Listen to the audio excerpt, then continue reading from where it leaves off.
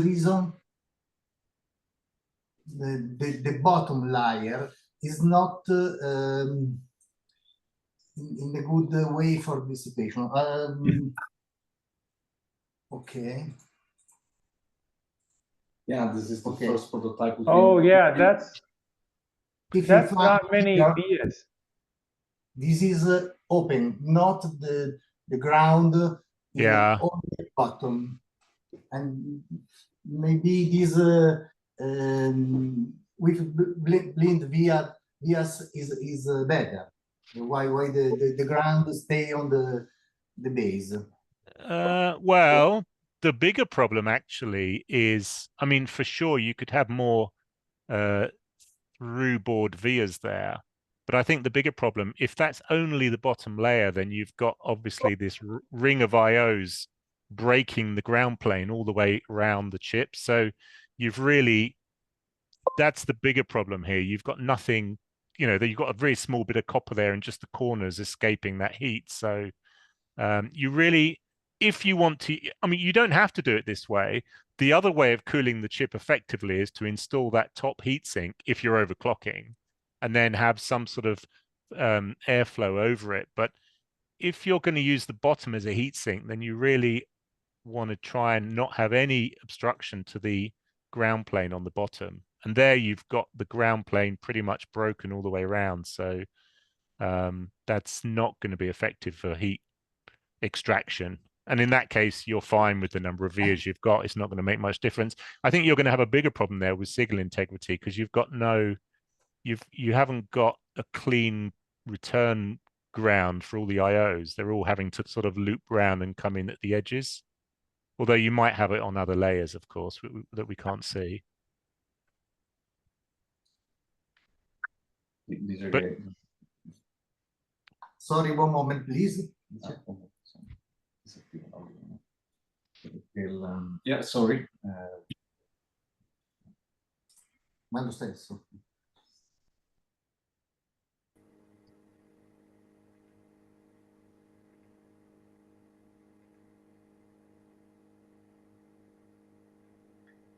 I know this problem. This is only for cost. Why when I make only one or two prototypes, the blind vias is more expensive for the PCB. oh yeah, and, for sure. yeah. Now for test only the connection, I use normal vias. That's the problem. Yeah. Well, I think your results actually are really impressive considering the PCB. I think you're going to have, you know, if you when you work the PCB for production manufacture, you're going to have much better success. So I think it's really encouraging that you know, just by adding that slug of aluminium and the relatively small heatsink without any airflow, you're running at I forget what Ada said earlier, but is it 340 megahertz that game runs at? Yeah, could be. To confirm this, I think or thereabouts, or certainly over 300 megahertz. So yeah, for overclocking to that. 338, I think currently. Yeah, it looks like 2020 baseball. It's like it's when the COVID was, so they had to have robots play baseball because they can't get that sort of virus. That's are the other layers inside. It's really impressive though. I love the way you've but you know, the layout of the top is really nice. Thank you. That's okay. Yeah. Let me share again the window, please. I've got here on the camera our the back of the P2 Edge. So this had gone through a lot of iteration, and you can see there's 144 vias. I think I count about 70 on yours. But we have 144 vias, and they go right out to a huge, you know, expansive plane without any interruption. So that means there's a lot of down,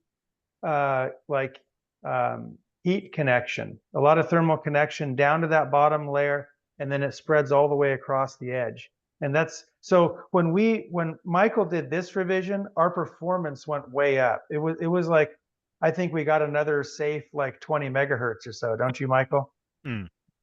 Yeah. Yeah, it became stable at 350 rather than wobbly 330 or something. wobbly at 330. Yeah. Right. Yeah, and it's all about taking heat away. The more heat you can take away from the die, the faster it can run. Absolutely. Yeah. Yeah, you can run it as fast as you like up to its internal limits. You just need to keep it cool.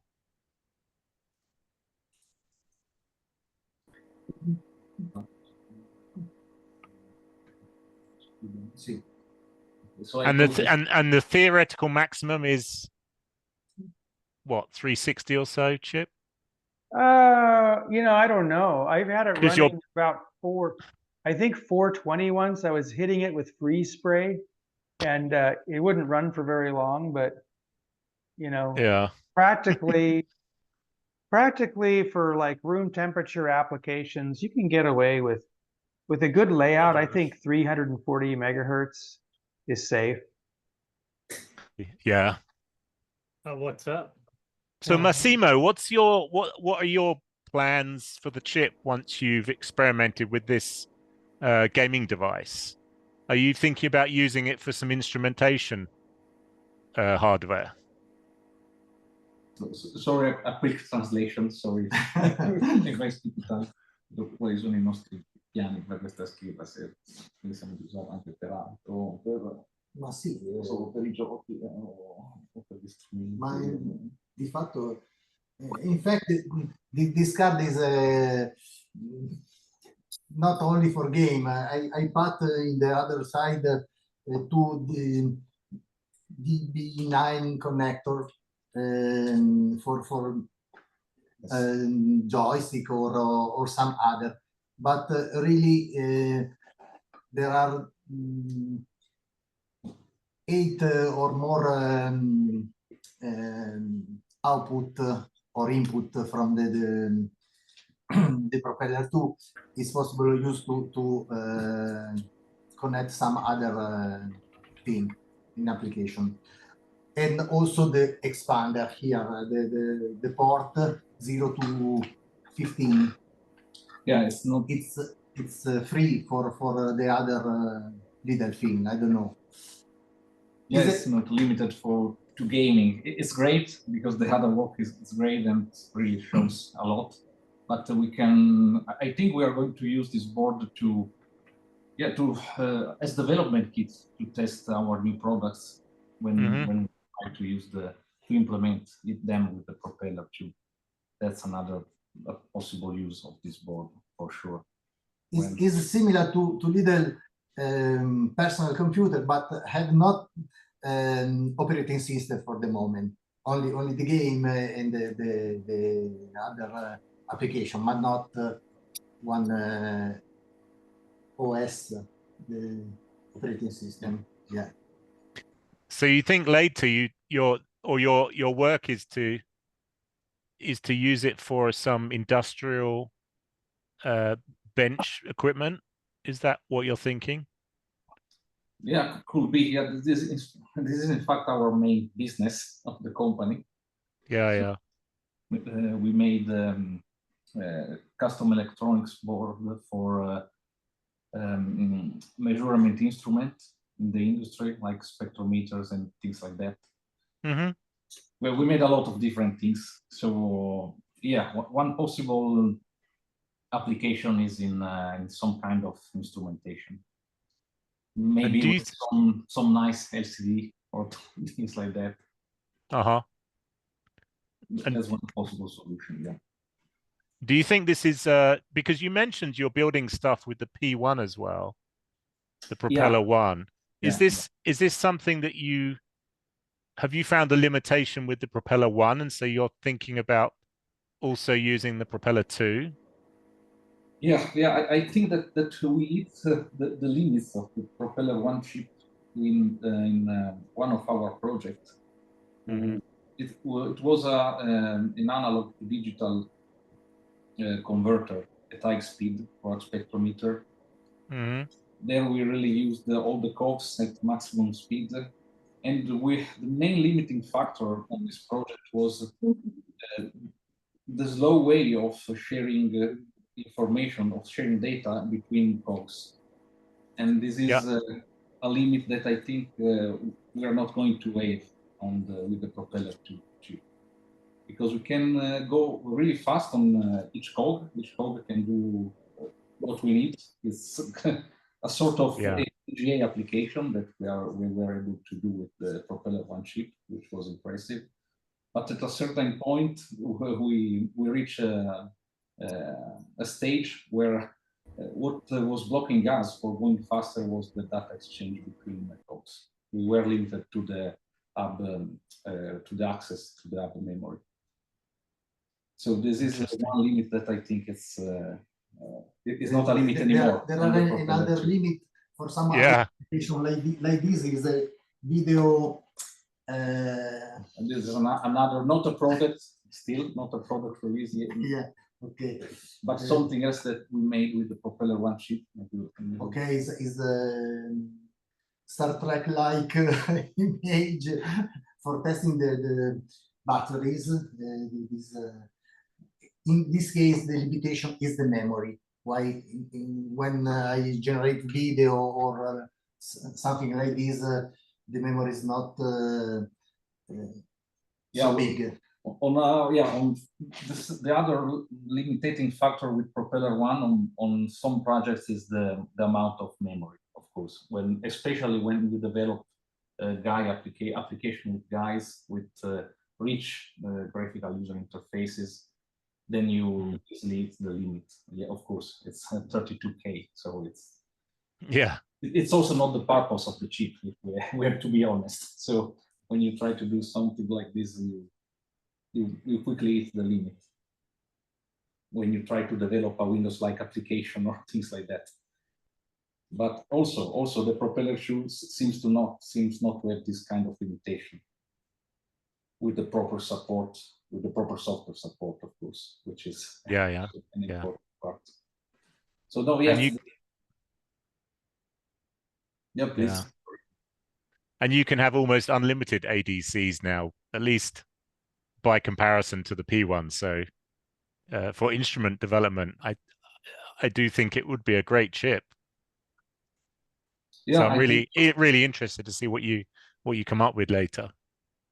Yeah, we too. There is first we have to get familiar with it, because now it's years that we are using the Propeller 1 and we are familiar with it. Now the Propeller 2 is quite a different beast. So yeah, you also have to fill the gap. That's the point from mainly from the software-wise point, I think, and also some middleware has to be still to be developed to really release all the power of the Propeller 2 chip.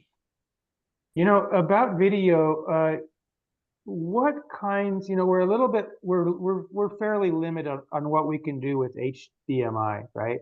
The best I can do, like here, I've been working with quarter HD mode, which is, let's see, what's that, 960 by 540, which is not very high resolution, but if you do 24 bits per pixel, like you can do with that PS RAM you have connected, you can really beautifully blend lines and things so that you don't have super high detail, but you don't have jagged pixels either. So it's a really nice trade-off. And that little memory affords like a pretty decent display, especially for something that might tend to be small anyway. And the memory requirement is not too big, which means you can, rewrite the buffer very quickly. So there's a lot of benefit to that. But I kind of found that's like the limit of what I can see being done with HDMI. But if you want to go to like a component video, you can easily do 1080p. That's no problem. And that only is 3 wires, but it's kind of an antiquated format. And so today to plug into a modern TV, you need like an component to HDMI converter, which is about $17 on Amazon. But the trouble with it is it's like a big bulky thing, with wires and plugs. And it'd be nice if it could just be down something on a circuit board that you could buy for like $6. That'd be an awesome chip. good old things, but now everything is HDMI and so on. Yeah, everything's HDMI. Yeah. But by the way, what's the status of? We don't have, honestly, we don't have the time to follow everything. So, briefly, what's the status on HDMI port and output? What you can do? You can do some basic graphical user interface with what is available on the Propeller 2 now, or just lines and pixel. You're asking me like what I think the potential is? Yeah, and the potential and what is really available at the moment. So I've got, there's something I posted on the forum. I'll put a link to it on the chat here. It's a program you can download which will generate a quarter HD screen, which is this 1080p. So it's a 960 by 540, but 24-bit pixel. So that's the best I can achieve, you know, with the P2 using HDMI. But for analog, you can go much higher with lower pin counts. Yeah, as you said. Yeah, if you can put the link, will be nice, because it. So I have in that thing. I'll find it and post it here.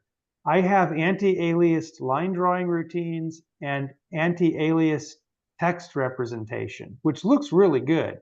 It's not super detailed, but it looks seamless. You know, you can't really see pixels, which is nice.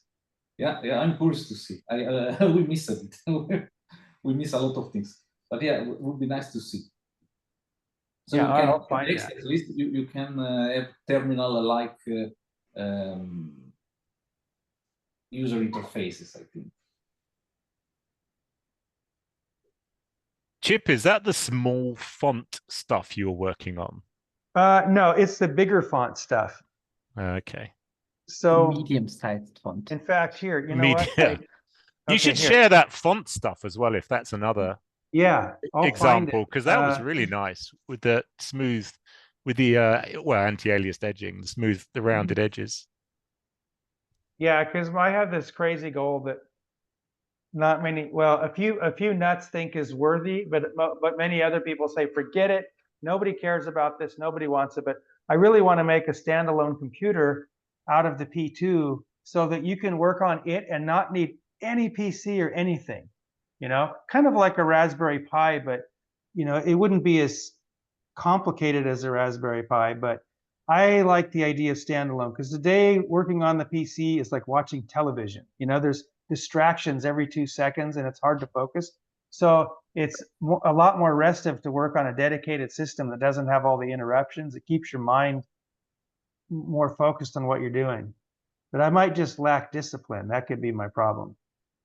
So I'm going to go, let me see, I'm going to change my, okay. You know, it never looks good. Let me see if I can grab a filter. Okay. It's always difficult. Chip, can you send me the program? I can just, I have HDMI capture.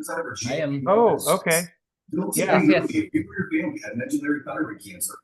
Let me pull, okay, I've got like a, one of these filters here. This helps. Okay, so let's see if, let me try to focus this first. Hey, Chip, for a minute, or I think if Massimo could stop screen sharing just for a minute, then you could share your screen and then we can see it on the big screen. It's also someone's watching TV at extreme volume. Yeah. Someone's watching TV. Who's got that? Who's got the host Television control? is the retina of the mind's eye. Mind's eye. I think it's Michael Jacobs. Okay, anyway, I'll try to find the link.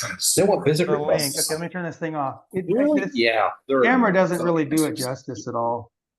But if you see it in person, it looks super clean. I have Vision RGB. I can share it. All right, so is that Michael Jacobs? Let's see. Okay, there we go. Chip, send a sample to me. I have capture. Okay, let me find that code.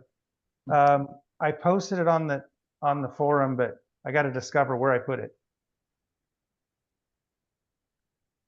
Yeah, the other thing, the HDMI. Oh, I don't know. The other thing that HDMI is good for is LCD panels. A lot of LCD panels these days have a HDMI input. I mean, I've been working on the HDMI audio side of things. I don't remember what the shitpost status was last time, but now we have it like properly stable, and I'm slowly integrating it into my stuff, and I'm kind of like dilly-dallying around with Roger a bit to get it to get something that's more generally usable working. But then you can have sound that's digital come out of the HDMI port. You know how that works. It's the sort of thing you don't think about. You just plug it in and it works, right? The actual implementation of that is quite complicated. And getting it completely right took a lot of work. Oh, Chip found it. Let's see. What's this coming down? Well, let's see. We can enable the capture window. That's what it looks like. Currently, this is just the texture mapping test that I had. Let's see what we can get with Chip's code here. Oh, it's a single spin chip. Oh, there's no. Oh, no. There's a PS RAM. Oh, actually, you know what? Let's see. So here's some static images, and okay, this looks pretty good. Let me see. Copy link address. Here you can just go see some pictures. So it's not animated, but this is quarter HD. It's half on the X, half on the Y. So it's 960 by 540. But with alpha blending on anti-alias lines, the pixels just kind of disappear and things look really nice. Oh. And that's sufficient. Chip, I'm grabbing the P2 edge board, and I have to pick it up because I don't think your PS RAM code works with the 96 MB. Oh yeah, this thing I made it's made for the 32 megabyte P2 edge. Yeah, I have to do a bit of desk reorganization real quick. Be able to get that one working. Oh god, that needs like a it needs the round plug. Hey, go in there, you idiot. That has no power. Oh, this is not plugged into anything. There's It's a little so hard trick. to get a good screen capture. There's a little trick with the actual capture is not hard. Just buy one of these data pack cards. They're slightly glitchy and weird, but they're just excellent when they work. Also, why one kind of neat trick is if you have a DLP projector, they can actually take super low refresh rates. You can actually run HD out of the P2 and have it show up on the wall. Oh, neat. Okay, right. So you could maybe do like 1080p, but just signal it slower. Yeah, that works. Also At least with need my the DLP. other files. Oh no. Yeah, I wish they made monitors more flexible. So, well, heck, these days, wouldn't it be cool if you just had a monitor that you could say, I want to write to this area of the screen? Because a lot of the times, much on the screen is not changing, but you're having to regenerate it over and over. It's kind of like a dumb idea. Well, it was a smart idea at the time, but it could be better now. But, all these formats just make you spit out the image over and over and over when not much changes usually. Yeah, that's kind of interesting. It's sort of just evolved from the original cathode ray tube to drive signals. Yeah.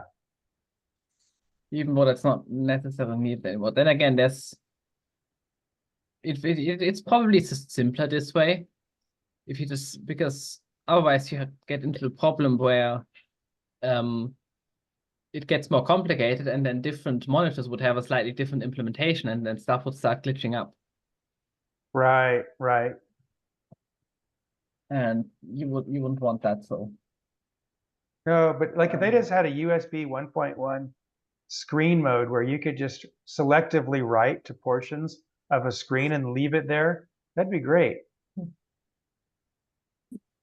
Yeah, so Yeah, but they don't do it like this. I guess with the MPEG codec, you could do that. I'm pretty sure. Yeah, I mean, MPEG works like that, but it's also like has the complication of DCT encoding, so it doesn't really work as like a screen display. So someone had I did once see someone have the idea that, well, since the macro blocks are like 8 by 8 pixels, you could have a text mode where you just yeah. where you just use those 8 by 8 pixels with pre-compressed characters. Right. Or you could go like, you know, 2 by 3 or 2 by 4 of those 8 by 8 blocks to get higher res characters.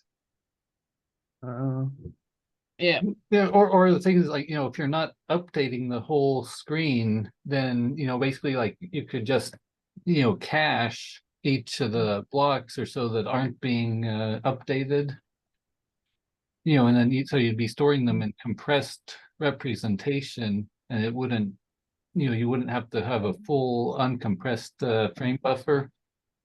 Right. Well, I think what happens in practice is just that that a lot of this is driven by television and like a video game. And in those cases, you always need to update the screen anyways. Like it's gonna be a whole new screen every time. So maybe that's why it's not like that. Right. Massimo, do you guys think that something like quarter HD would be sufficient for what you're doing? You can always do 640 by 480 also over HDMI. Or would you maybe try to use analog modes to get higher resolutions? Yeah, also quarter. So yeah, no, okay. Audio is on. Yeah, quarter HD. I think that it's useful for our application, for a lot of application. Less, a lot of things can also be done only with text only mode. I mean, like terminal or so, especially in our field. I mean, so I think this mode could be useful, at least for our application. So it is interesting. This is interesting. Okay, maybe not that good for gaming or gaming purposes or video playback or things like that, but it can be useful. Can be useful. Questa è molto più piccola. For yeah, for kind of like what we show. This is 40 for 260. This is even lower, but you can still display a lot of information. Yes. Yeah. Yes. Yeah, that's sufficient, I think, for a lot of stuff. It doesn't have that modern sheen, but it's quite sufficient. But I just like something that just works. You know, a lot of things look fancy but don't work anymore. Yeah, they just hire like a design guy to make the user interfaces, and it looks nice, but it doesn't work. Yeah, that's how stuff is today. And I also note, you know, in trying to You have to make your file names, they're not the correct case. This doesn't work this only works on Windows. Oh, okay. Yeah, well, it's okay. I mean, I put up some links to pictures that you can see pretty well. What the fuck does #x1 But mean? having 24 bits per pixel and using anti-aliasing really takes things to another level, and it hides the limitations of resolution. Oh, yeah, of course, anti-aliasing it's helping in this way for sure. So also the resolution, it's not that high. Maybe it's not such a big problem. By the way, I'm curious to see your code in action, because I never tried your HDMI code at this quarter HD resolution. Yeah, would be nice. So if you can post or send us somehow the links to the code, or I don't know if in the Propeller 1 days the OBEX was working quite well. There were a lot of libraries really available to be used. I don't know if something like that is still available for Propeller 2. Yeah, well, Michael just made a new OBEX. The trouble is, as we go through time, everything breaks that we built stuff on. So we have to keep, and at some point it becomes broken and unserviceable. So we have to migrate to some other platform, and then we always lose stuff on the way. It's kind of maddening. It's like writing your name in water. Yeah, but happens to everybody, not only to you. Chip, you were talking about TVs that can be, you can write to them in certain places. A lot of the newer, especially the higher end TVs, have the ability to divide the screen up into quadrants. Oh. Even the lower end TVs, more inexpensive ones, have that capability. So some of the things you were talking about already exist. Oh, interesting. And of course, on the video cards with games, they've had that capability for some time, especially the ones from NVIDIA. So that kind of technology does exist and has been around for a little while on video cards. I wonder if they could tile like 4 HDMI inputs to make one overall like seamless HDMI display. I'm not sure. It sounds Well, like that takes 4 cables. Nobody would want that. no. But actually, this has been a thing where 4 HDMI inputs, so this has actually been a thing. There were some kind of crummy monitors that basically were higher resolution than the HDMI interface at the time actually allowed. So you just sort of made 2 monitors in one, kind of, that are always split up, and you connect 2 cables, and then you set it to tile those displays to the graphics card, and that's how the display works. Which is incredibly jank. Yeah, there were limitations on bandwidth, and that's how they got over them in some cases. I remember some monitors needing 2 of those DVI connectors. I mean, with DVI, you at least have the dual link capability, which doesn't there does exist a dual link capable version of HDMI. It just doesn't actually exist. It's only a spec thing. It's like when they put a town into the on the maps, it doesn't actually exist except for like connector specs. Yeah, like you said, like Chip, the VGA, you could for like $15, you can buy a cable. You need a cable anyway, but you can get a cable that goes VGA to HDMI, and it'll also give you sound from the headphone jack. So kind of lose the HDMI benefit at that point, which is that it's, it's digital. It keeps all the bits in place. Thing would be like, if you're gonna use like 4 HDMI cables or so, then that's 32 pins, and you probably could just add the HDMI serializer, and that would use probably less pins or so, and then you'd only have 1 cable to connect. Yes. Michael and I were talking recently about doing a board where we put 2 P2s on it, and one of them connects just to like a 32-bit wide memory made up of it'd be like probably 8 of these PS RAM chips. Yeah, because we're using 4 now. And then it would have a DVI connector on it. And then it would have like an 8 or 16-bit bus going to the other P2. And that way, it could also handle USB and stuff. So it could be kind of like the peripheral controller and memory controller. Then the other P2 chip has most of its cogs free. And one of them is dedicated to some communication protocol with the other chip, but that could enable some like user interface kind of stuff where you have a lot of resources available.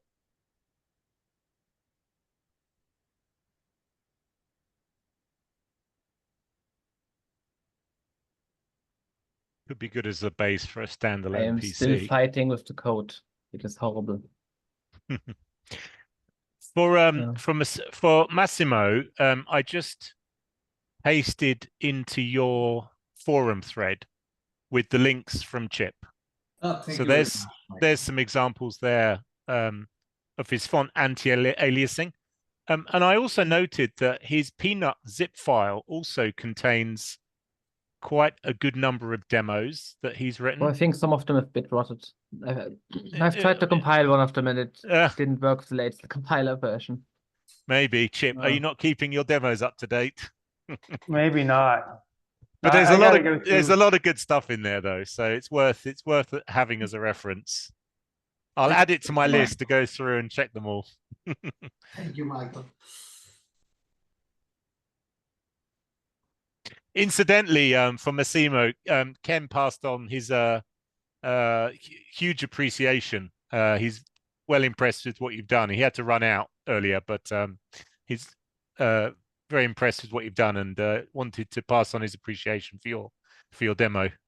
Happy to hear. Glad to hear. Thank you very much, and thank you for inviting us. Oh yeah, I'm glad you guys came and glad you guys popped up. That's like really nice. Yeah, some nice hardware, and it's neat that you made it run all of Ada's stuff.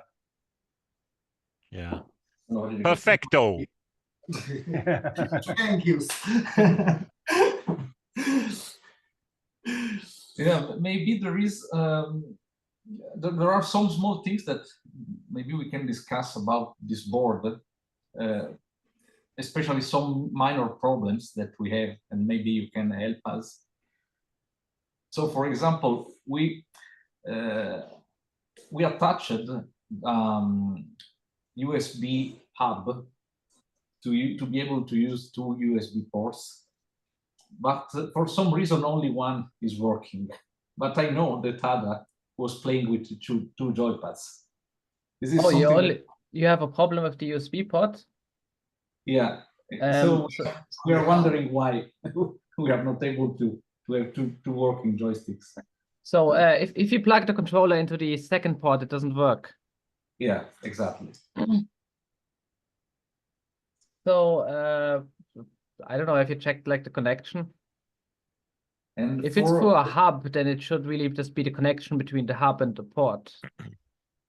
But could you confirm that the software supports the hub? I mean, we had a great live forum where I had the camera pointing at the floor, and I had 7 of my funny dolls with 7 controllers, and they were all reading on the P2. So yes, it does work like that. It should work. It should work. So there is a problem somewhere on our side. Exactly. Is there one question though, Ada? Is there anything in the settings file that needs no? If you've activating? got the hub in between, then it's talking to one controller, and it should talk to the second controller. Yeah, the interesting thing now that we talk about this is that we also tried on the Parallax development kit, where one joystick was working. Then we attached an external hub, not integrated on the board on the PCB, but an external hub. And also in this way, we were not able to get it working. We tried several hubs, and we always wondered why it's not. We are not able to get this working. So you never had this kind of problems. Always. Wait, so if an external hub, is it a powered? Is the external hub powered? Sorry, Ada, to interrupt. Did you have 5 volts connected for the external hub? Note that what never works, what currently is not supported, is plugging 2 hubs into each other. So if you've got an internal hub and that's sitting in between the P2 and the external hub, it will not be able to deal with the external hub, because that sort of creates sort of branching complexity that's too much to handle. Wasn't there something about a 7-port hub not working, but a 4-port hub works? No, the 7-port hub works perfectly. The good one. I have one that's kind of cheap and nasty that doesn't quite work. I haven't retested that in a while. But if you want one that's good and works, I have somehow someone sold this on eBay with the original packaging, and I just have to keep it. behold the D-Link DUB H7. Okay, this is the app you are using. Yeah, it's currently in the package, I think, but this is a 7-port hub that does in fact work. The thing is, a lot of 7-port hubs are actually just a 4-port hub with another 4-port hub attached. So only the first 3 will work because of that recursion limit that's in the driver. But this is a true 7-port hub. This is what you actually need if you want to do in 7 devices at once. Someone paid $39.99 for this at some point. They tried to hide the facts, but this doesn't come through on the camera, but in real life I can read it. Anyways, It's probably safer just to get a 4-port hub, though, right? Yeah. yeah, just get a 4-port. Just get a 4-port. But if you have the 2-port built in, it should work. What we you can like send me a message or something. We can try and debug it, I think. Okay, thank you. Because I have I think I know most of how the USB code works, so you can use it. It should work out of the box. So the other question that I asked earlier, I didn't think it get an answer, but can you run your RAM in fast mode, or is it slow mode only? Slow. It's slow. We checked in the morning today, and yeah, it's in slow mode. So did you test fast mode, or did you just use slow mode because it's the default for the config? I don't think. Abbiamo provato l'altra modalità. No, I don't try. I change only a parameter. I don't remember. The delay. We have the delay. Yeah, the delay adjustment. You need to change that for different boards. Yeah, that's normal. Now, but 16 and 5. I remember these 2 numbers. But yeah, there's some very magic numbers in there that you have to sort of change for the board. But and if you change between fast and slow, you also need to change the numbers.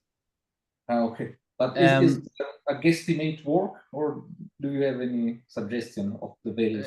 I'm just wondering because the big 96 megabyte board that I have, it only works in slow mode. That's why slow mode exists. And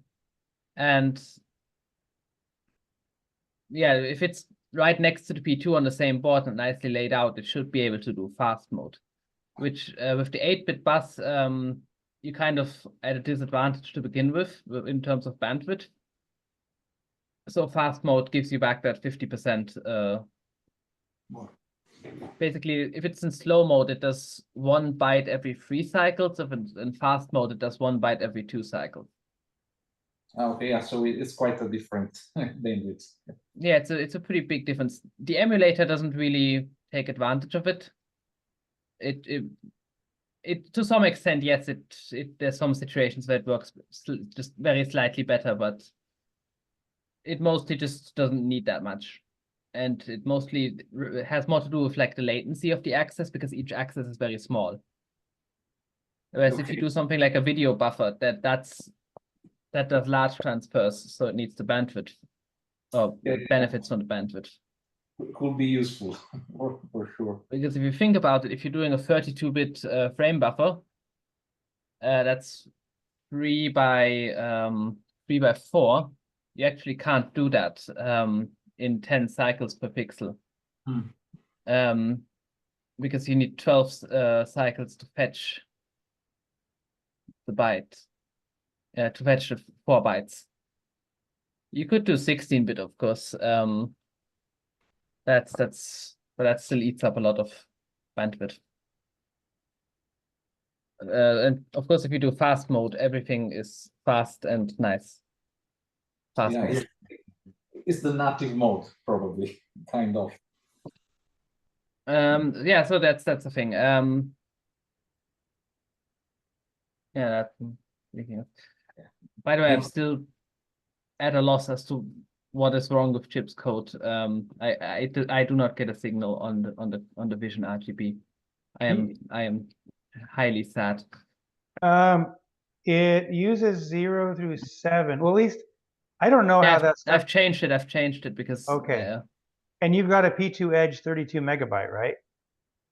Yep, I've got the real one on the And desk. you've got the HDMI thing powered to 5 volts. Doesn't need it. Okay. I know that. I had the eval working earlier. Maybe I can get the texture map thing to run just as a sanity test. Let's see if that has any desire to work today. Yeah, so like that 960 by 540 demo or so, I think what I noticed with that or so is that the timing was really, really tight or so, and so like my monitor didn't like that. Oh, I wonder if it needed just higher frequency. Yeah, the frame rate. Because what was I running that code at? I don't even know. I need to load it up here. Let me see. Well, I meant like the horizontal vertical blanking.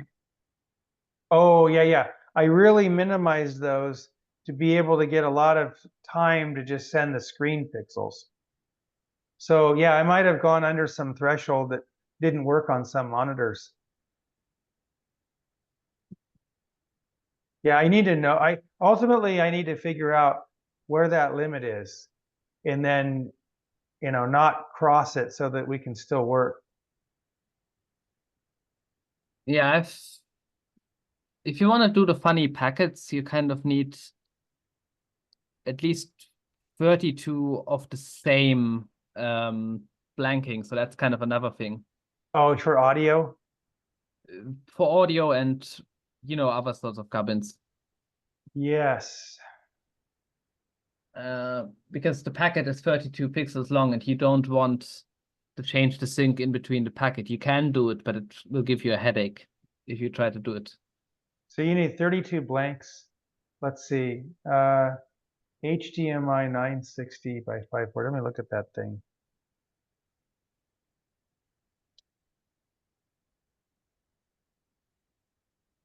But, oh.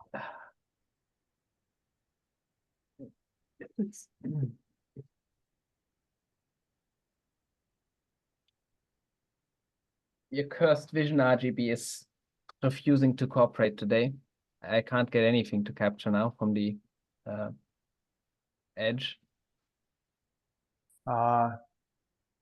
That's cool.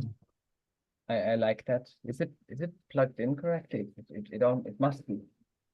Deploy the retro scale box. Does that give a signal? Yes.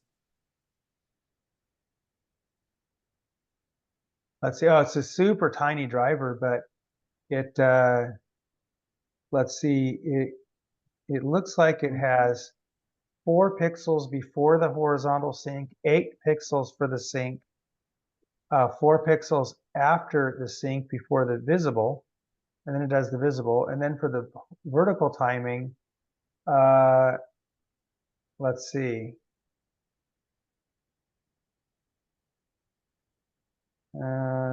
Let's see, line, what does it do? Oh. Has 7 top blanks. And then 1 bottom vertical blank. Yeah, the vertical doesn't matter, the horizontal matters. You might have just said it and I just zoned out for a second. Sorry if that is the case. Okay. I'm still attempting to figure out how to. Yeah, because ultimately we need to know, what is going to work with most things out in the world. Oh, I got a signal from something on the edge. Okay. So okay, now we can attempt this nonsense. Oh no. Oh no, it's not working because the resolution is in the wrong range. So yes, you know how I talk about the Vision RGB being a weird and buggy card that works great when it works but doesn't. Oh, you mean this is the capture card? Yeah, the capture card is making a problem right now. It is detecting 960 by 539. I think there's an off by 1 error you've got there somewhere. Yeah. But the problem is if the buffer is too large, it doesn't work anymore. I don't know. It gets nothing. Well, And, that's not the great. Go ahead. talked to the customer support, and they said my Vision RGB E1 original is too old. Guess what? I Oh. have an E2S now, and I only got it like last week, so I didn't bothering them about it again. Now, I'm taking bets. Will they find a different excuse not to forward me to someone who knows what the driver actually does and why this happens? Or will they actually fix the problem now that I have a allegedly supported card? We can only speculate. You can only speculate. But yeah, it pretends to be 690. But let's see. Maybe have here steht oh sorry. Here it says 960. If I just change it to do something different, just you know, out of curiosity, what happens if I just change the resolution? Oh, if I change the resolution, I do get something, but it's messed up, as you might expect. Right. And it's 640 by 479. I think your driver is busted, Chip. Oh, 640 by 480. Yeah, but it's now 479. Oh, also it's coming in at 99 hertz, but that's just because I didn't adjust anything in the driver, I guess. Now figure out. Oh, yeah, that's a detail thing there. You can see how the anti-aliasing actually works. Yeah, I just have to figure out how to. You can see if you can get it working, and then we can ask Massimo if there's anything else they want to ask or talk about. Yeah, talk about stuff. I can figure this out real quick in my corner here. By the way, it's nice to see that. You can keep it. Let me discuss briefly with Massimo. Qualcos'altro che vogliamo mostrare, questo è importante. No, diciamo che tutti i suggerimenti sono ben accetti, perché così magari facciamo una versione successiva con qualche modifica. Well, no, the main doubt at this stage is is about the USB port, where we put an hub on the board already, and it's not working as expected. But also the external hub on another board was not working, so yeah, we will investigate with ADA, and that will be great. And no, if you have any question or any suggestions, they are welcome, of course. What do you think? Anche faremo una seconda versione.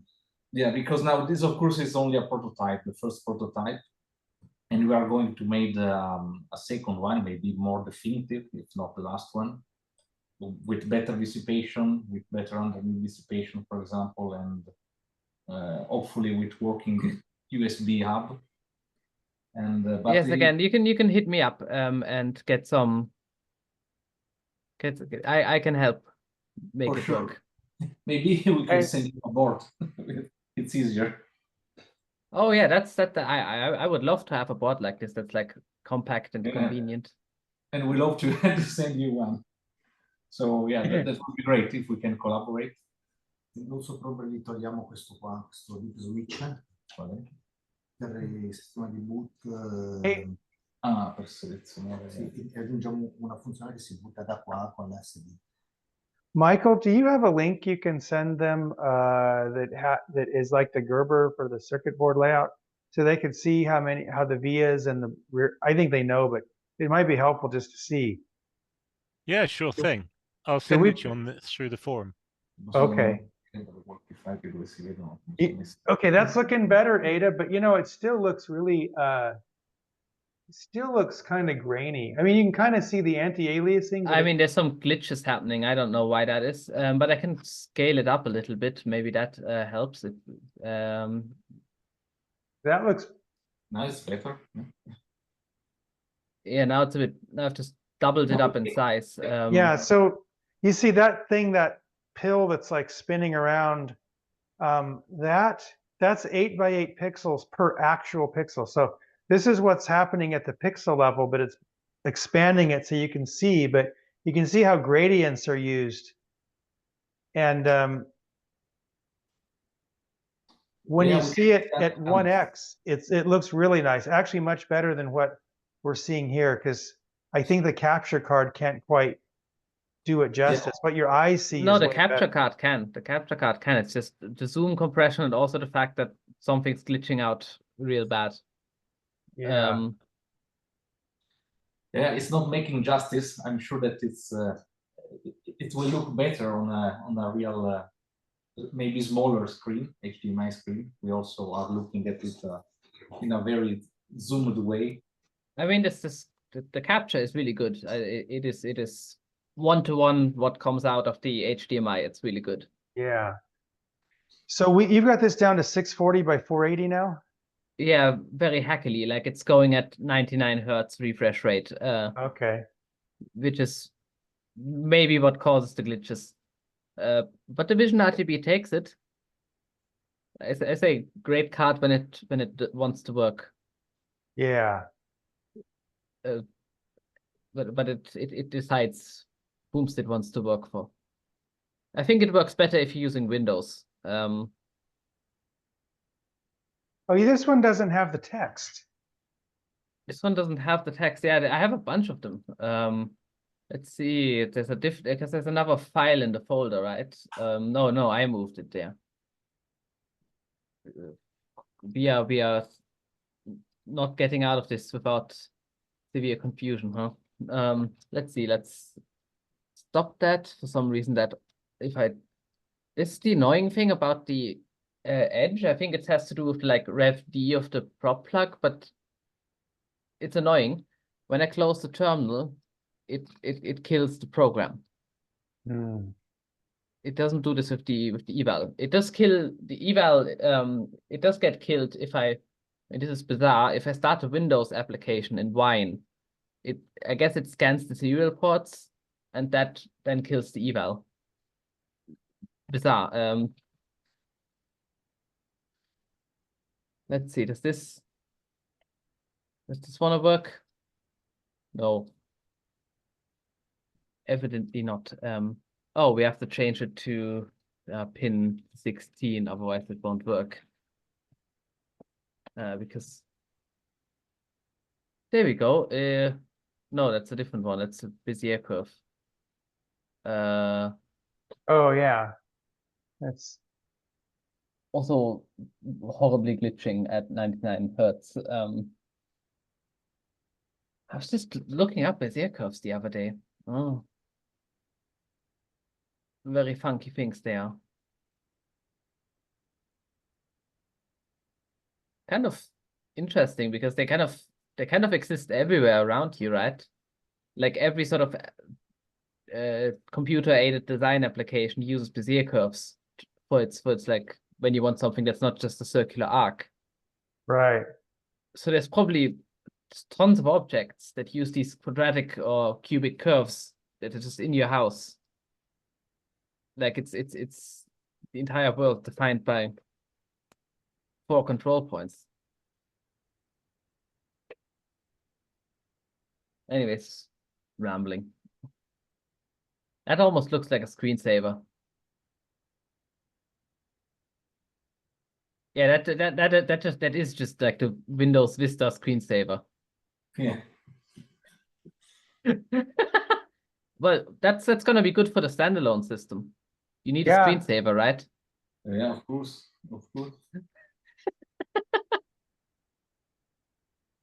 Any demo about the text mode, or? I mean, I have something text themed that I can show the text mode that's in Roger's driver. Because that where is that? I have that as a demo for the I think I'm gonna need a VGA for this.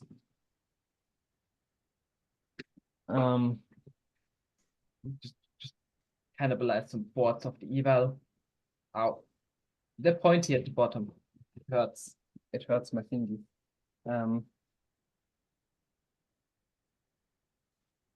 By the way, while Ada is preparing the demo for us, We can of course share the Gerber files or Yeah. whatever layout files could help to identify problems or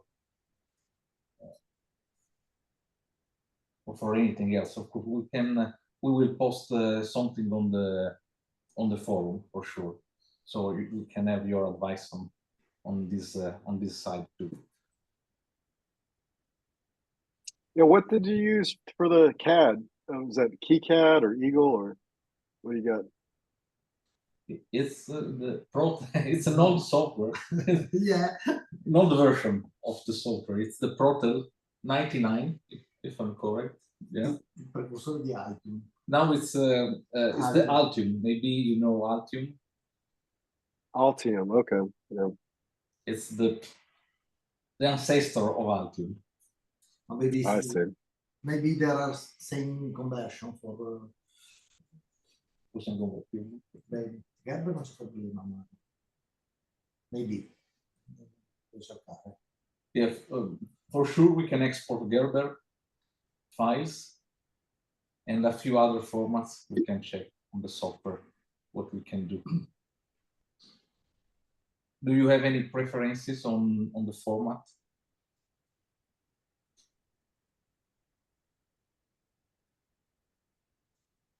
Well, anything's fine. I was just like, I like seeing how other people make boards. There's not a whole lot of people sharing their board design, so it's good to see. Okay. But just like even just pictures of the layers would be good It's enough. enough. Okay, also the pictures are good. I want the Okay, we'll do that. control panel.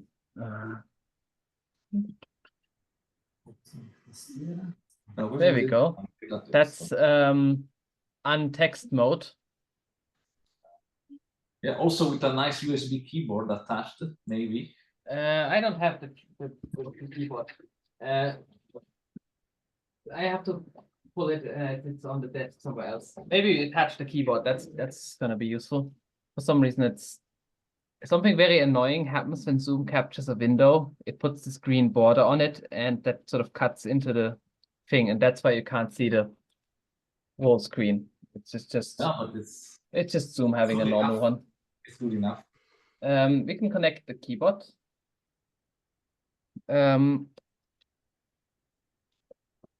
And we can connect the game controller again. Mouse. Oh, we can also have a mouse, I think, for this. Yeah, we can have a mouse. Yeah, you don't Also, need the Then really. freaking sync is Ada. off. There we go. I just sent you 2 files on the forum. It should do the text. Oh yeah. Anyways, this is Roger's driver. the mouse is working. That's driving so this is Roger's video driver used in a demo for my USB driver. Can you wrap your head around that? Very cool. And so this is the USB driver demo. It shows that there's a mouse cursor, and you can also hello on the keyboard. And the interesting thing on the video side is that this just uses one cog to the text mode. As you can see, it has colors. You can see it's in this case it just uses gray and white on a blue background, but it could do 16 color text. And of course, it has a little mouse cursor that goes on top of the text. So this is fairly useful for just making like these simple interfaces. Yeah. You can have mouse input.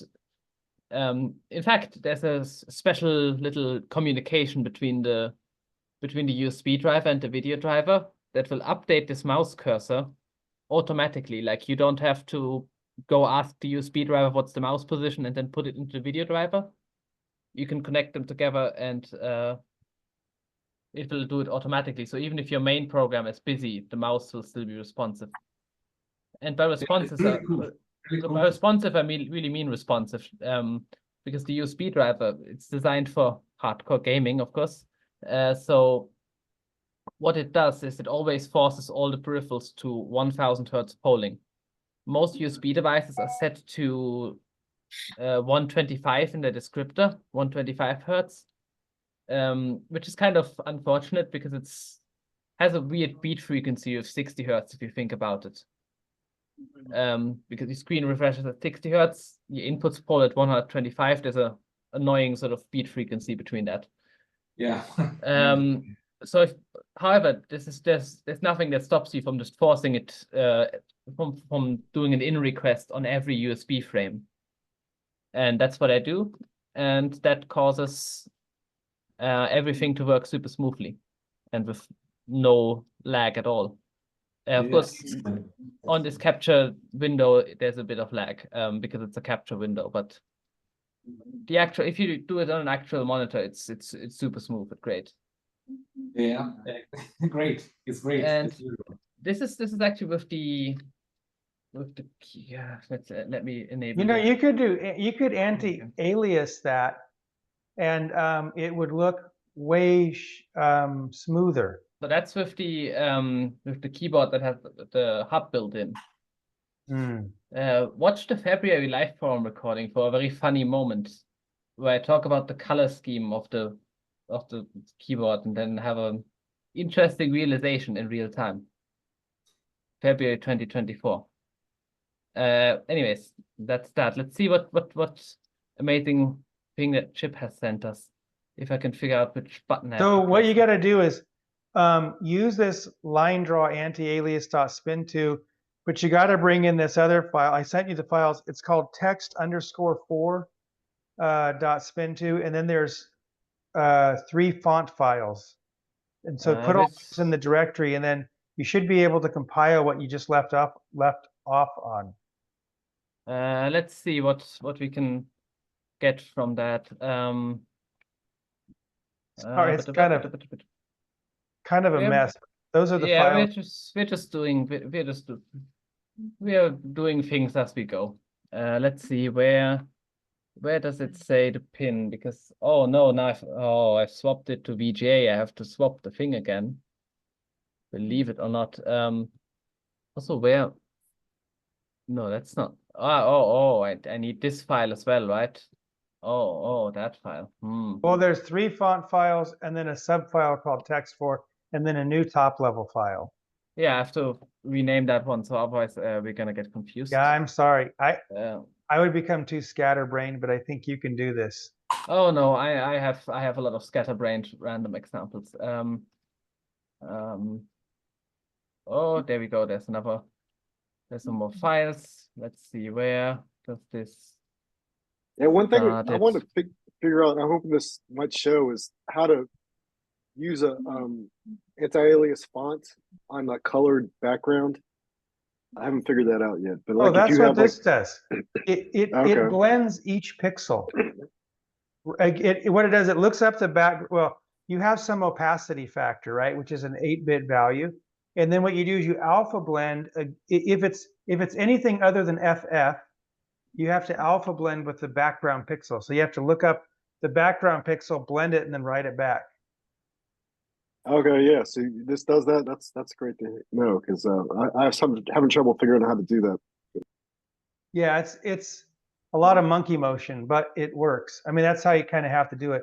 What I need to improve is, like, I need to do this with like stretches of memory at a time rather than, I think I coded it up on just a per pixel basis just to prove a concept. Is this using those pixel mix instructions? Yeah, I think it is. So it's in assembly? I believe it is. What file would I look at to even know? Yeah, it's using, BlendPix, yes. Blend pixels, yep. But the thing that's taking forever is it has to go get the memory and then put it back. That's the nasty part. Yeah.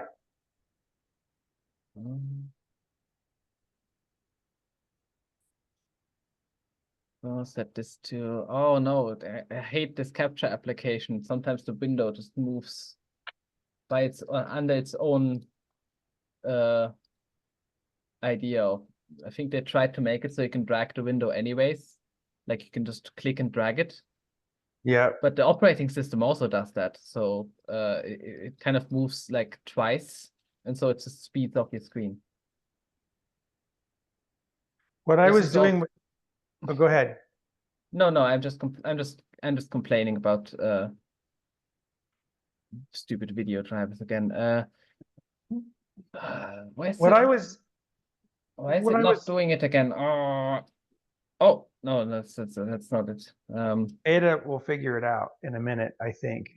Yeah, we'll figure it out. We will be happy. And that's all that matters. It's connected to pin 16. Let's just load You know, the it other seems one like, again. you know, like too bad that we don't have high speed USB or so, because you know, like, you know, I was working on the USB video class for the P2, and you know, the video that, you know, hopefully everybody sees me okay, you know, aside from the frame rate or so, but like video is actually being routed through the P2 and into Zoom. Oh, that's amazing. Yeah, so you know, with bandwidth limitations, I think uncompressed, I'd be limited to like 9 frames per second at 320 by 240. Oh, boy. That's not that much worse than my camera. The camera that I use is actually a USB 1.1 thing. Believe it or not. Oh, that's pretty impressive. That's neat. Thanks. Yeah, so then, I had to come back to the computer just to see that. That's amazing. yeah, so I think the problem like, is that on the edge the signal integrity sucks, especially if you can't use pins 0 through 7, which I have a mess on there. It looks like this. I don't want to ever disconnect this. It scares me. And this is for this little LCD screen here.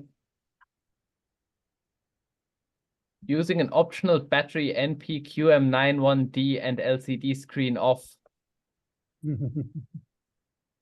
That's great. Okay,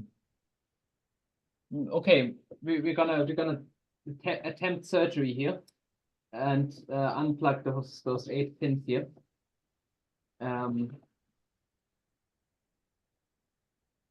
Ground pin. The ground pin can stay. The ground pin can stay. Yeah, the Yeah, USB maybe. video looks a lot better than what I was reading about in the forum. So there must have made some improvements. but yeah, I boosted the resolution, so it's like over twice now. Oh, is that only on Mac, or does that work on Windows too? You know, I haven't, with the current code that I'm running, I haven't tested with anything other than Linux. Linux, okay. Yeah, I saw something about somebody getting something working in Windows too, though. Yeah, so that's neat stuff. Yeah, I can test this new program with it or so, and then like, so the reason like it, so GUVC view said that I was running like 2.22 frames per second, you know, and there's bandwidth to run like 6 or 7 frames per second, but it's the, you know, decoding the composite video is you know, pretty computationally intensive or so, and right now like the composite video code or so I have written in Spin, so you know, if I rewrote that in assembly, now that I have a code to do that or so, it would probably be a lot faster. Well, had some hoon activity last night with a you know, usual doing donuts so they I don't think Lachlan was meaning to talk. Oh no, I cannot get it to pick the HDMI up again. I mean, it was glitching before, so maybe it's the connection is just not good. So, but it is compiling okay? Yeah, it's compiling okay, but I can't get the other ones to work now either. I've switched it to pin 0 after I removed my magic LCD. Grave mistake. That I will probably regret later. But I'm not getting any signal anymore. It worked once, exactly once. That's how it goes. Let's just load this again. For Yeah, I'm What gonna I have was to take a trying- look at the. Oh, I'm Go sorry. ahead, this Rick. doesn't work either. No, I'm we don't have. I'm gonna have we to don't take a have look it. at your. I'm gonna have to take a look at your demo because I found some code called MCU font that does a really good job of like kerning and that's not and formatting text on the screen, but it only assumes black and white. It doesn't show how to work with colors. So. The thing that I showed just there is just what the basic like bitmap text color stuff that's in Roger's driver. Or did you talk to Chip? My brain is hurting right now. All right, okay. From all of this. Oh yeah, let me Why see. am I not getting anything? What? Okay. I know I have to change it to pin 0 because it's plugged into pin 0. That's why that doesn't do anything. Okay, we've got the texture mapping test again. So why does the other thing not work? I am deeply confused and want to know. See, okay, if you do get it working, I'll have you change one line to hold the text in place. But what I was trying to do was not just make anti-alias text, but you know, fonts are usually given a color, right? So that this is green, this is red, this is white, black. What I wanted to do is actually have we've got something. We've got something. Second impact. Second impact. I knew you would figure it out. No, it's just, I think it's just luck. That makes and it stopped working. I believe you'll get it. But you know, when you look at your code and you work with your code, you develop like a visual mental model of it in your head. And I like having like big portrait monitors. I can see lots of code because it unburdens how much I have to think about because I can see more all the time. So, but what I wanted to do with the ultimate goal of putting the tools on the chip itself is have like a highly visual, like IDE that not visual in terms of graphical shapes, but taking the text and giving it like a lot of characteristic. Like I had 4 different type thicknesses or what would you call those? Like heaviness, like from light to heavy. Weights, yeah. Weights, yeah. But I think really you only need 2 or maybe 3 because after a while your brain can't, everything looks too similar and it's not sufficiently differentiated. But what I found was really, really effective was to graduate the color of the font from like the top of the character down to the bottom of the character. It's suddenly, to your brain, it becomes really rich and you can instantly identify one of these patterns. And so that if you know that's like a method name or that's a local byte variable versus a word versus a long. And I also had italicizing, so you could have normal, italic, and then reverse italic. So I was thinking like normal could be like longs, forward could be bytes, because those 2 things are most common, and the reverse italic could be like word, which you would kind of like, you know, pick up over time as you work with your code. But what it means is that you can instantly get a lot of type information about your code. You could know, you know, is that a variable or is that a method? But in really distinct means, because your brain can really grab onto like color patterns and things. It worked for a second. It worked for a second. Did you see it? All right. I knew you'd do it. No, it worked for 1 second and now it's gone again. You're still using the 640 by 480 99 hertz timing, right? Yeah, maybe that doesn't work so well. You know. Yeah. If I switch, if I run this normal one that doesn't do anything strange, that works immediately. I've shown this before. This hasn't been posted, but this is texture mapping. There's no triangles or anything that are happening right now. It's just like mapping texture to the screen. Right. And at the bottom you can see the glitches because it doesn't have it just draws as fast. It fills the entire screen in. But I could connect this with a triangle drawing function. The problem is that that's kind of mildly brain hurt inducing on account of you have to step the side of the triangle with fractional positions. But the sample points, so the interpolants, they're always at the center of each pixel. So you have to step them in integers. And that's kind of that hurts to think about if you think about it.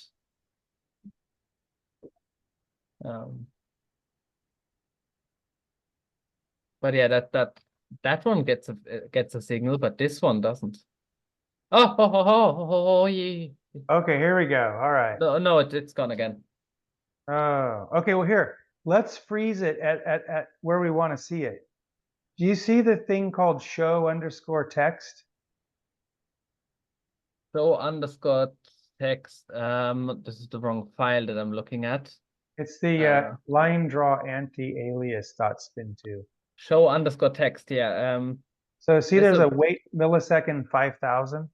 Yeah, just turn that into repeat, right? Yeah, just put 50,000. So make it hold for 50 whole seconds. Oh, no, I'm just making it hold forever. Okay. It does, each time it does it, it re-randomizes the coloring. Let's see. If we run it a few times, eventually it will detect the signal. Maybe fixing whatever logic bug is causing there to be one not enough line. The problem is I think it does it before it gets to that. Let's just turn off the other nonsense.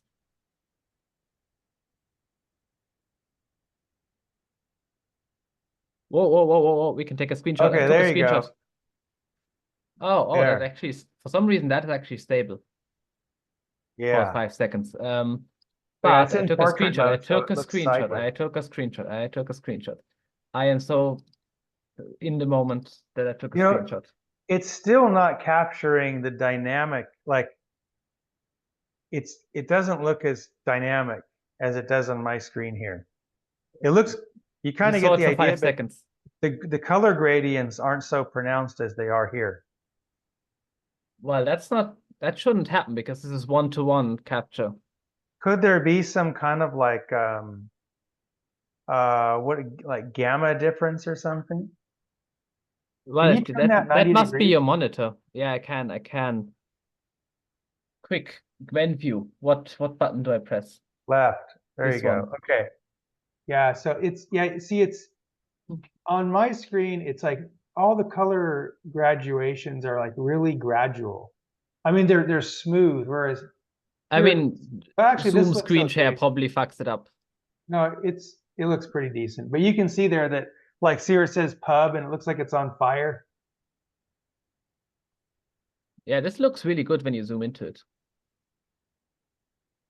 But does this, one of these demos show how to do this with a background that's a color like dark blue? I mean, yeah, we'll see how look at it. Lines in the background. Oh, okay, I see that now. Yeah, so it's all blended together so that it looks like your eye would think it should look. So it could work on top of an image also? Absolutely, yeah. Yeah, I faded this image. I drew all these bright lines and then I faded them and then I put the text on top so it looks better. How many bits is the text, the font? It is, I think it's like 4 bits per pixel. Okay, yeah, that's what MCU font uses too, yeah. It's not compressed though, right? Yeah, so that's like a grayscale. And then I add color on top of that. So by the time it goes out on the screen, it's all 24 bits per pixel, but.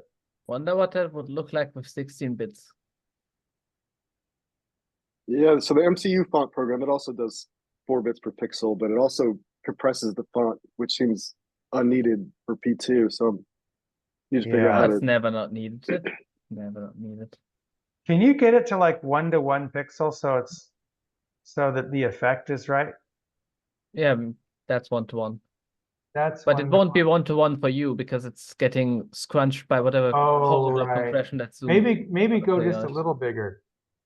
Let me go to 200%. Yeah, 200% is like, that's pretty good. Yeah, so you can see that like, if you didn't overuse this thing and you used it, you know, with good judgment, so it wasn't overwhelming all the time, it could be really effective at I mean, this helping. looks like a theme I want to use. The gradients are good. Like they make it look cool. Yeah. Like what does my actual editor look like? It's kind of, it's not the most boring editor, but you know, it's kind of which button do I have to press? Help. I am being where's the share different screen button? So you can see there's like two different types of italics. There's forward, or there's left and right. There's normal text, italic text, and just cursed text. Yeah, it goes and then backwards. I think there's 3 different type weights. Yeah, there's like a thin one, a middle one, and a thick one. Yeah. So see, this is 960 by 540 in portrait mode. So no, this is 479 by 640. Oh yeah, okay. So and I think your 540p is actually 539p. Okay. I think you've got an off by 1 error somewhere. Yeah. All right. We'll have to check that with the monitor. Maybe figure out a way to whatever. Yeah. Anyways, for comparison, you know what isn't cool and does not have gradients? Where is it? Just use this one. Just use this one. Okay. So this is what I use in my day-to-day editing. As you can see, it's a wacky font, and it has a black background. This is what you need for like a. Actually, I wonder if you could do with the anti-aliasing. You could probably do a good font like this. Yeah, I think those are anti-aliased fonts. Of course, the anti-aliased on the computer, but yes. So this is what it looks like for me normally, but as you can see, it looks boring because there are no gradients. It does not look like it's on fire. Yeah, or it's freezing, or because it's living. Really, yeah, it's alive. It's thinking, like the Sega Dreamcast. Yeah, Windows also does this weird thing where it puts like blue and red on the edges. That's not that weird. That's what happens when you think about the LCD, because it has the red, green, and the blue next to each other. And if the LCD isn't doing something stupid, you have direct control of all of these 3, and they're sort of offset from each other. So it's the counteract artifacts that are not really to counteract artifacts. It's actually getting like 3x the pixels out of not 3x the pixels. Like you can use the 3 parts of the pixel because they're not they're sort of slightly horizontally offset. You can use them to make thinner lines and sharper lines. This doesn't work if you try to do it like naively, because there are different colors. You kind of have to apply a little smoothing over it, so you don't see the color artifacts. But I think the Windows one is called Clear Type. I think Clear Type. Yeah. That's a brand name version. I don't even know if this is. Let's just take a screenshot of it, and just zoom in. Copy screenshot. Go to GIMP, paste screenshot. Maybe make it more exciting for you following it along at home. Maybe switch the thing to GIMP. Zoom in and see if we can. Yeah, there's the oh yeah. Stuff. Weird. They got red on the right and blue on the left. Yeah, that's because the blue pixel is on the right? So this is sort of the left edge because the blue pixel is on the right. Okay. So they're anticipating a certain type of, they're anticipating an LCD display. Yes, well, not there. This is sort of, I think this uses some sort of operating system config. Where is that? Let's see. Where would that be? That's under font configuration. Where is font configuration in KDE? Font. There we go. You can switch to that. Oh, it's gonna be so great. Oh, that's Linux? Yeah, of course, this is Linux. Oh, I didn't know Linux did that. Okay, all right. I thought that was a Windows only feature. Linux does all the things, except it does them like weirdly, and sometimes they don't work. I think Macs don't even bother anti-aliasing. They just have high resolution fonts. They do have anti-aliasing, but not this RGB stuff because I don't know, they just don't. So anyways, this is where the font settings are in KDE. As you can see, they have this little calibration dialog where you can disable it or you can select what layout your monitor is using. So it's either RGB, BGR, vertical RGB, or vertical BGR. And only one of them looks correct. Oh, okay. So that's like respecting the physical layout of the different colored LEDs. Yeah, if you're using a monitor turned on its side, which I could do, this monitor actually has a pivot. But if I wanted to do that, I'd have to set it to vertical. Oh, because yeah, like in portrait mode or something. Well, that's not quite as useful because you have a lot of vertical lines in the text, like the L, and those really take advantage of the horizontal extra space. So vertical is not quite as useful. Wow. And then there's this hint setting, which really you want to have it set to full because that just forces all the lines to align with the pixels better. Like if you turn it off, it looks weird. That's weird. You know, and what I did, I wasn't really aware of the positioning of the various, colored LEDs. I just did what ideally would work. The problem with this is that it only works if you are matching the actual resolution of the monitor, right? Oh yeah, right. If you're sending something like your 960 by 540 to an HD monitor, what will actually happen is that it sort of stretches it out. Yeah, it's and then gonna all the 2x relationships each between pixel. the input pixel and the output pixel gets lost. So you can't do it like that. You can only do it if you're actually driving the monitor at its exact resolution. Right.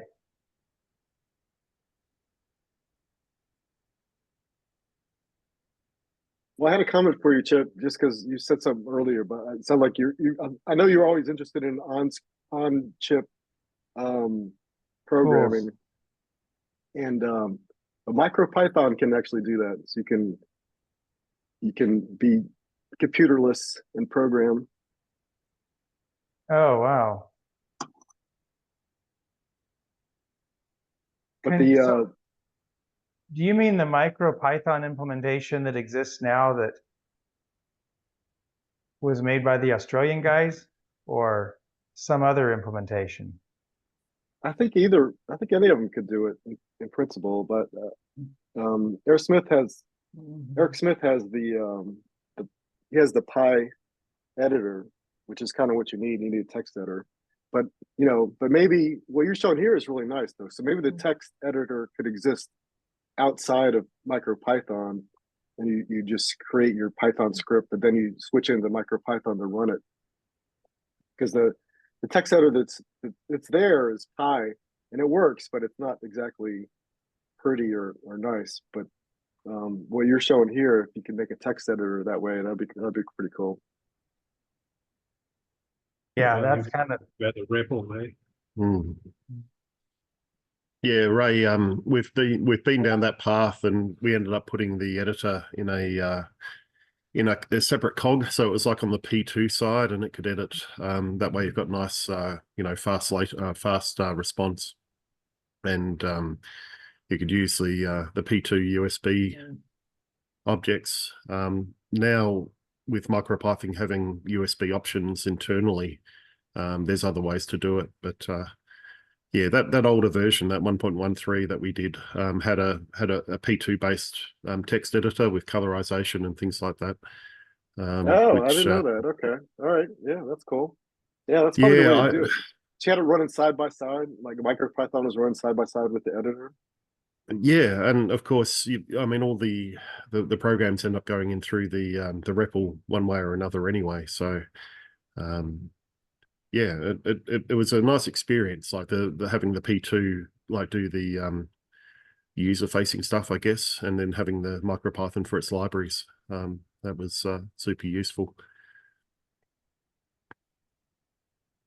Yeah, but I mean, I think it's important also to have standard, you know, like obviously if PYE or Vim, you know, these kind of tools are available and sort of work in their entirety, then that's also good, because a lot of people get fussy about their favorite tool for entering code, as we know. So yeah, PYE is really old school, and it's kind of, it works, but it's not that's not exactly wonderful. So yeah, I'll have to take a look at what you guys did. That sounds good.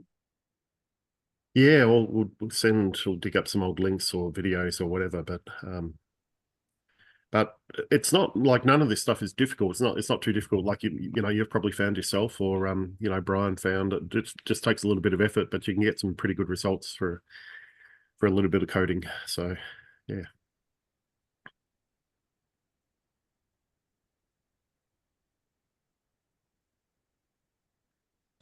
Due to a bad time zone shift, we missed Massimo and friends' presentation about 8 o'clock, but we look forward to going back and having a look at that. That looks like super neat hardware, really impressive. I mean, they can show it again. They can put the camera at it again. Thank you guys again. And I think they're too talented to be repeating presentation. They need to stay designing hardware. It looks really super good. No, we want to see more of it. It is good. Yeah, we'll improve the board for sure, and maybe we can present something newer already on the next live forum, hopefully. Oh, that's nice. Yeah, be great. So for now, thanks to everybody. Now it's midnight here. Oh yeah. And we are like Cinderella, you know. Yep. All right, well, thanks a lot for coming on today on short notice, and it's good to meet you guys. Thanks to you, and it was great for us to speak directly with you, Chip. We used your silicon for years, and I cannot imagine to talk to you directly. So it was a pleasure for us. Also, thanks to Ken, thanks to Wanda, thanks to everybody, and take care, and see you soon, guys. Okay, guys, thanks a lot. You're welcome. See you. Bye-bye. Good night. Good night. Imagine having a job and going to bed at a reasonable time of evening. Yeah, it's too late for you, Abba. Yeah. See you. See you. Bye. Bye-bye. Bye-bye. Oh, that was good. I wanted to have the structures done. I think I might have it done, but I'm in the process of documenting it. But I could show briefly just how that works. Takes about 5 minutes. Yeah, that would be awesome.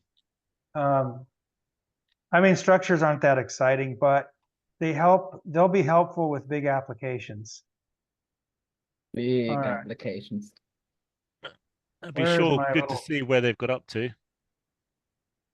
Oh, yeah, okay, here we go. So let's see. Let me put this up here.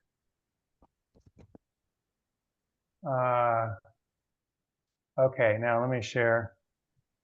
I'm back for more. I've been listening. Oh, really good discussion. Massimo, they just took off and went to bed. Yeah, I followed. Thanks, Ada, for helping them along the way you did. That's awesome.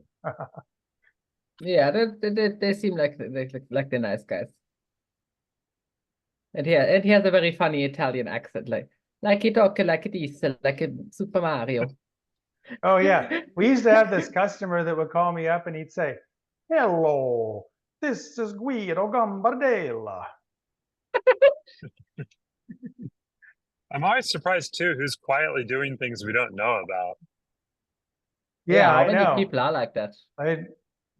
What we don't know. It's like I'm sorry, Ken, I might have to leave soon. I just had a quick question for Ken. Sure. We talked about production there at Parallax. Like, what kind of volume would you be willing to do? Well, really, we could do anything, but we just might not be cost effective for you. It might not be useful for you if we built like, 10 or 25 of anything. But we're open. I mean, right now, you saw our lead guy is like cleaning machines. Yeah, because there was some 96 MB bot. There was some talk about, in the forum about like what people might. I think Von Salvas was asking like what people wanted. And one idea was a castellated square that was basically the center part of your P2 boards, and I just thought that might be something that I might be interested in asking about. But I wouldn't be doing thousands, so it'd be like 100 at most. So. Whatever. Yeah, let's look at it. I mean, right now the time is available. It will be in the future too. We're just a little bit faster at building things, and sales are a little bit lower than they were, and a lot of the P2 work is kind of done for the time being. So yeah, we're open. I mean, we could also use like new products. We're talking about new products of our own right now too. Build more 96 megabyte board. Well, what we really need is the driver for the micro SD, so we can fulfill our promise that's on the P2 Edge. Oh yeah, that. I mean, I've been using it with like various drivers for all the time, so it's. You have probably the most knowledge. We need you to download the chip, the best starting point. I mean, the problem is with the spin drivers is that they're all kind of ported from P1 and kind of a bit crummy. I think we had this last time. So we've got the crummy spin 1 port drivers, and we've got the FATFS driver that's in FlexSpin. So some code translation would let you really improve it too. Yeah, well, I see there's two pieces to this. The one is the signaling portion. That should be able to be like defined and coded and just never change, right? The thing that actually talks to the card. Then there's all the like complicated matter of what kind of file systems to support and what those entail. That's where all the complexity is. But at least that's where the complexity is. Yep. Yeah, but it'd be good just to get the signaling stuff done first so that we can have a conversation with the card and then go from there. I mean, there's some nuances to the signaling. Evan will tell you all about it. Yeah, basically, I think people call that a block driver. Yeah, the block drivers. One interesting thing that I figured out is that I figured that out on the P1 is that your SD card performs better if you leave the chip select on. Like you never turn it off. Because if you turn it off, the card thinks, oh, I can go into power save. If you leave it on, it will never do that. So it will usually takes like 10 milliseconds or something to go into power save. So if you're only occasionally reading something, the performance will be a lot better if you leave the chip select on. Yeah. And Chip, I didn't want to derail you talking about structures. Maybe you should. Oh, that's okay. This USD thing's more important and more interesting. But this is kind of, the structure is just something for futurity where it's going to make it a lot easier to write complicated apps that you don't have to have discrete variables for everything. Yeah, that's been a thing for like probably as long as Spin has existed. Yeah, I realized when I got into the USB that, oh my gosh, this is like, we need structure super badly because there's too many things to keep track of. Anyway, I'll just go over the structure thing quick. So we have this new keyword now, so that it's, before we didn't have that. And so if you named a new name and you put parentheses, it would go, oh, that's a structure. But that's like not very intuitive to people that are just looking at code. Like any of us that look at the code a year later, we're like, what the heck is that? So the word struct is kind of standard. It gets things, you know, straight in your head really quick. So then you just point out, like, this little structure point just has 3 bytes, right? And so it's a 3-byte structure. And here this thing makes like a little array of them. So I have all this stuff now. You know, you can use the underscore to say ignore some result. You can now put like parentheses and then either a structure, actually you could call out a structure variable or a structure type, or just put a number in and it says ignore that many. So in this case, you know, you can do all kinds of assignments like that. You can build big things on the left, big things on the right. It'll build it on the stack and then push it back down. So this is matterful here. So this little do it thing here, it returns. So blah, see, this is a dat. This is like a pre-structure. So point is the structure name, right? So you to do a structure in a dat block, you would use a symbol and then you would name the structure you want. And then you fill out the data however it goes. I was thinking a lot about how to have that automatically filled out, but it's just, it gets so nasty and complex when you have nested structures within structures.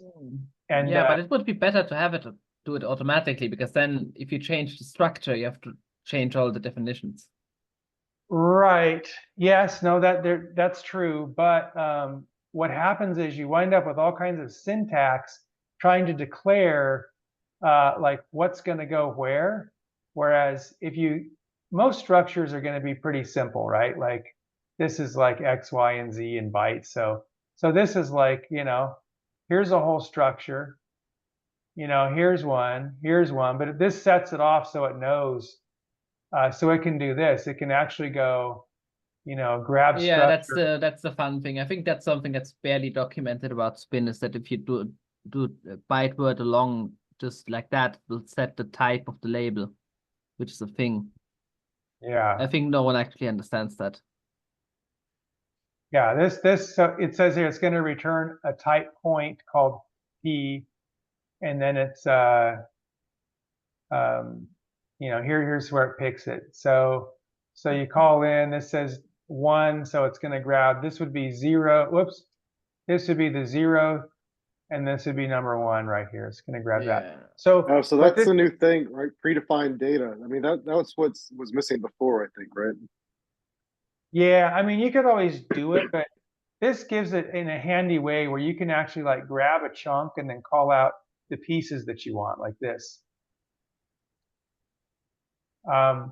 Anyway, when I run this thing, let's see, there we go. So the reason, remember that P here sits, this is a local variable, right?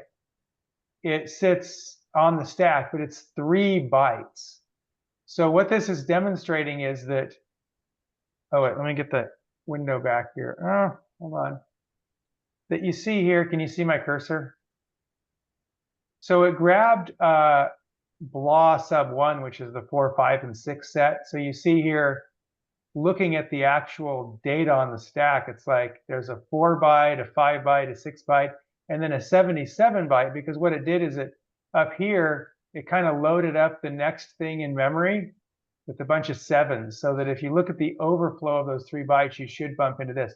And so this is a little test I did to make sure that I'm not overriding it, because when you write a structure back to memory, you have to hit the exact number of bytes. You can't just round up to the next long, because if you have an array, you're going to clobber the next structure in the array. So it has to be really careful about exactly how many bytes it's dealing with. Well, this is a big change, because I thought local variables were all 32 bits, but now you're saying it's not. You can put structures in. Well, you could always do this, you know. That was always permissible. Oh, was it? Okay. You could have bytes, words, and longs in the local variables. Yeah, it doesn't really buy you anything, but if you do an array, it's useful. but for a single byte variable, it doesn't. It's just don't. Well, I guess I must have forgot that. This is always part of Spin 2? Yeah, it's just that it's I mean, it's scantily mentioned in the syntax thing. That's where you'd have to infer it.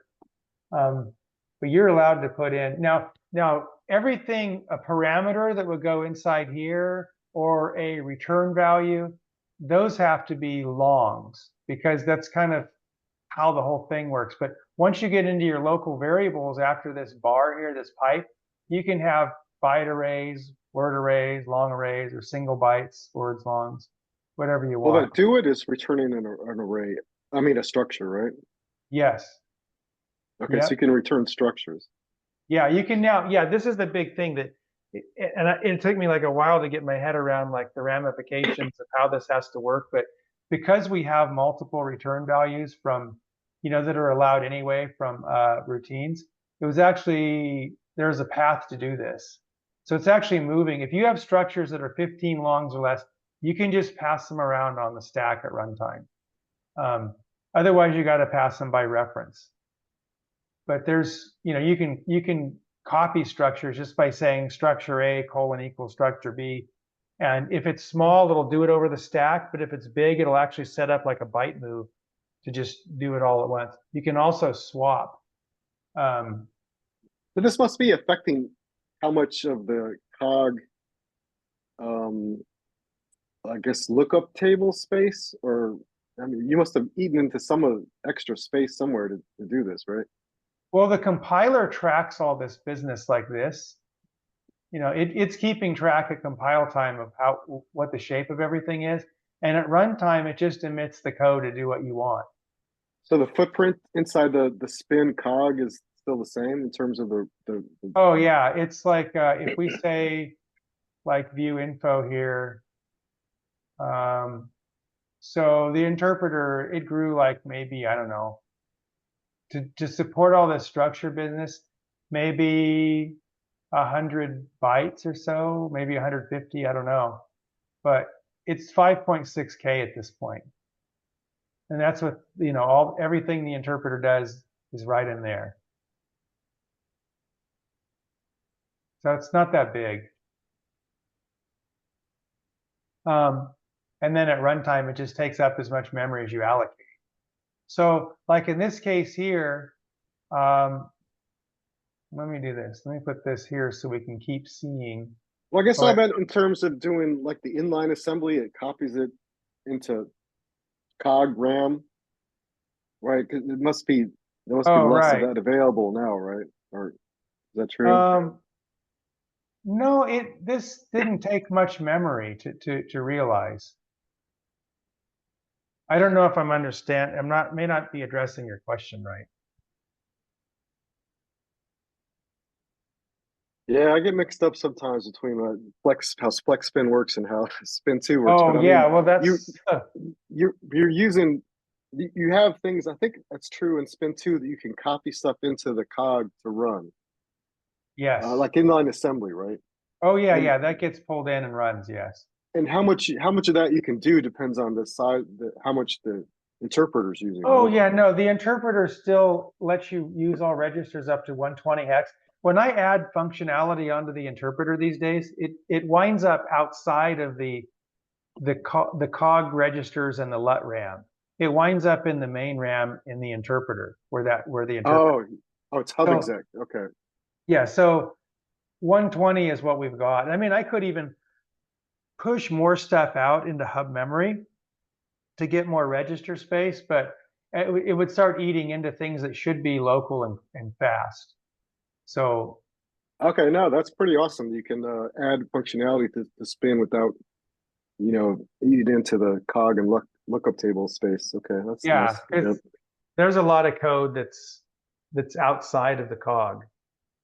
I mean, the cog holds 4 KB, right? No, minus 120 registers. So 3.5 KB of code are in the cog, and then there's about 3K outside the cog, I guess. Let's see. We can see by, whoops. Yeah, so yeah, 2.5K is outside the cog. So it's in hub memory. Wait, how did you see that? I didn't see that. Oh, right here. Compile and view info. Uh-huh. But okay.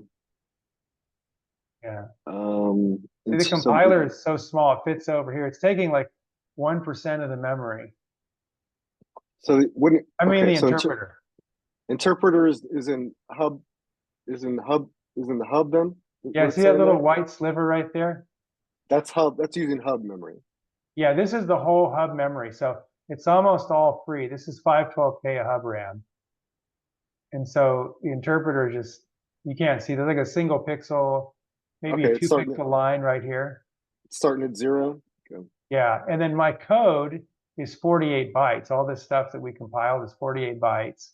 I got 4 bytes of variable and everything else is free. So this program here is 48 bytes of byte codes.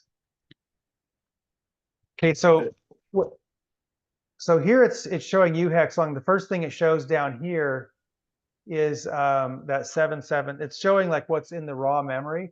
But when you actually call out like a structure to use as a variable, it's actually, and this could be multiple longs, right? And so it would print multiple longs in response to that. But the last long, it'll pad with zeros where there was like going to be extraneous data that it might have just sucked up from main memory that was, you know, part of the next structure, whatever else was in memory. So it zeros those out. That's why you can see here on the second printing of P, it says, you know, 0006, 05, 04. So it has the 4, 5, and 6, but the top is 0. So that's just kind of done for hygiene so that you can compare things without, you know, in simple ways without worrying about, you know, what about the last bytes? Is there some trash in there? So I just had to clean it up. And then here we print out, you know, the components of the point structure. So, you know, it does that right here. And then I have this new size of operator that'll tell you like how big a structure is. I was just going to ask that. Is that new? Yes. Okay, that's cool. You need that. And then, so yeah, so this is very useful for things like, you know, bitmaps and waves that have a header and you want to load that into a structure so you can address it directly, easily. Oh, yeah.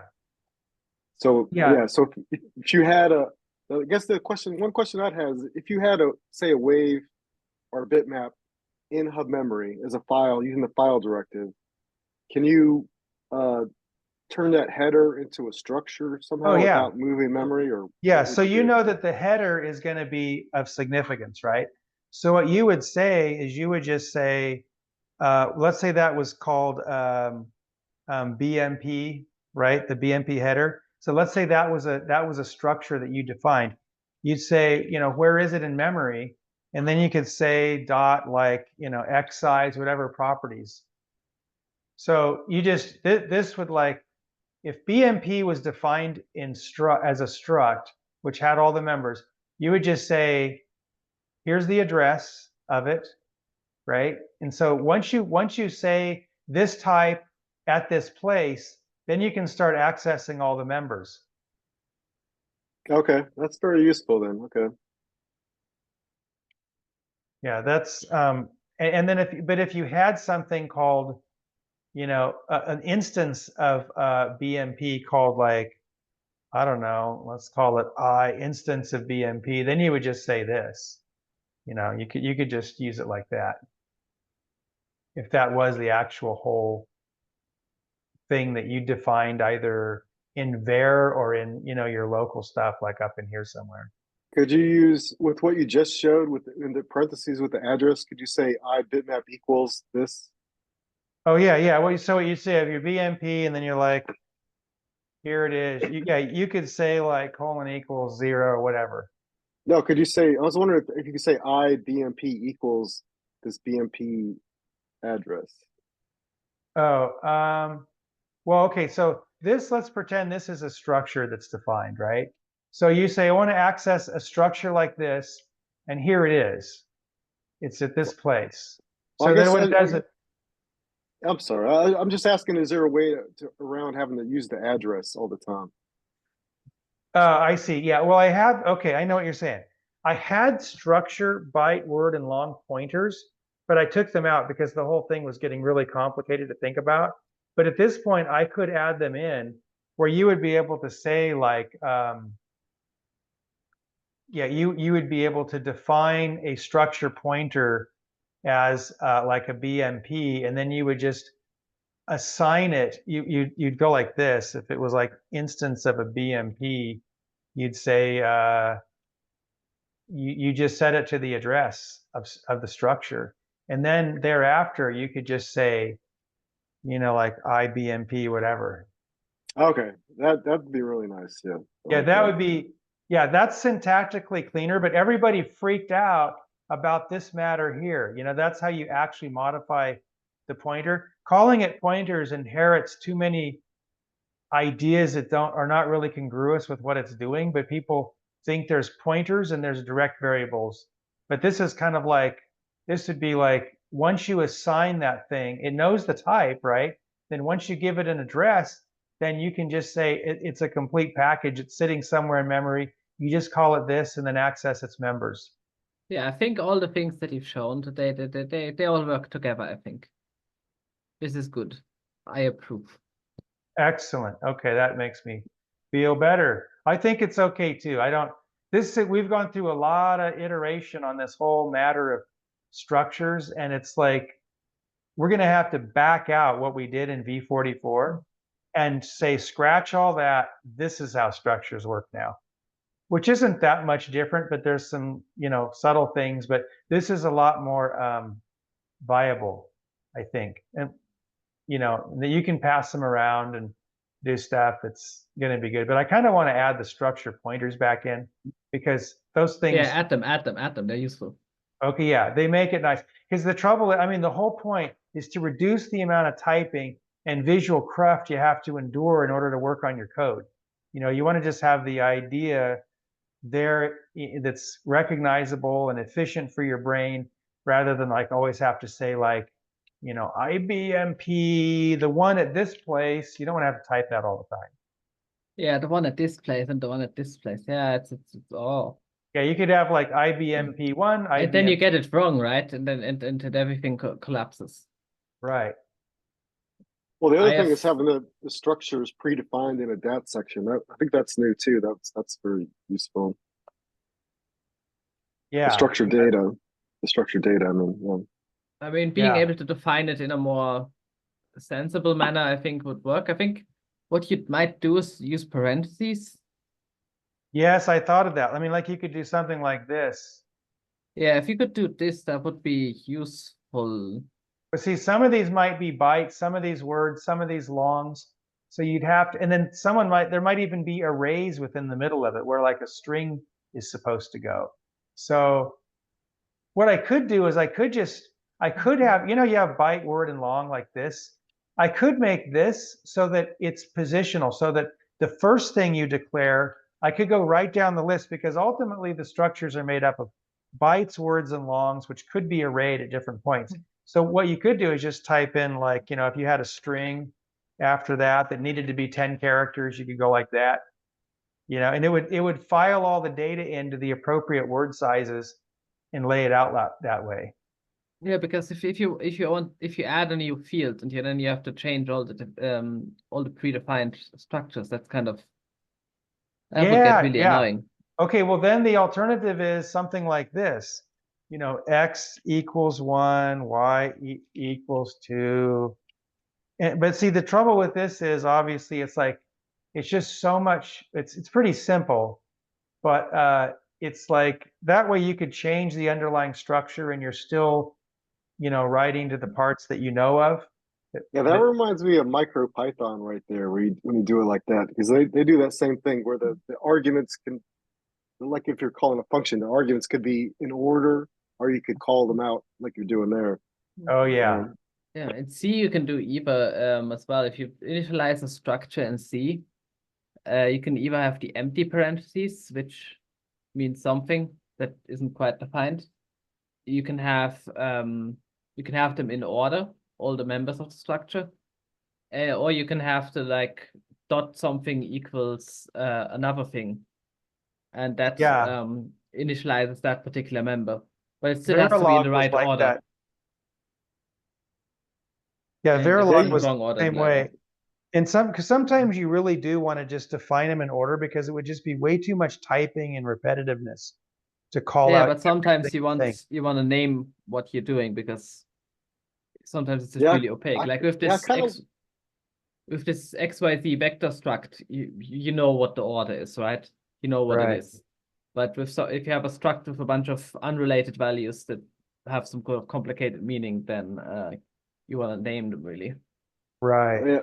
So I was wondering, so this is probably making it more complex than it needs to be, but can you define a default value when you define the array so that if you I see. Yeah. Define the up structure. Here you could say like byte x equals 0 or something.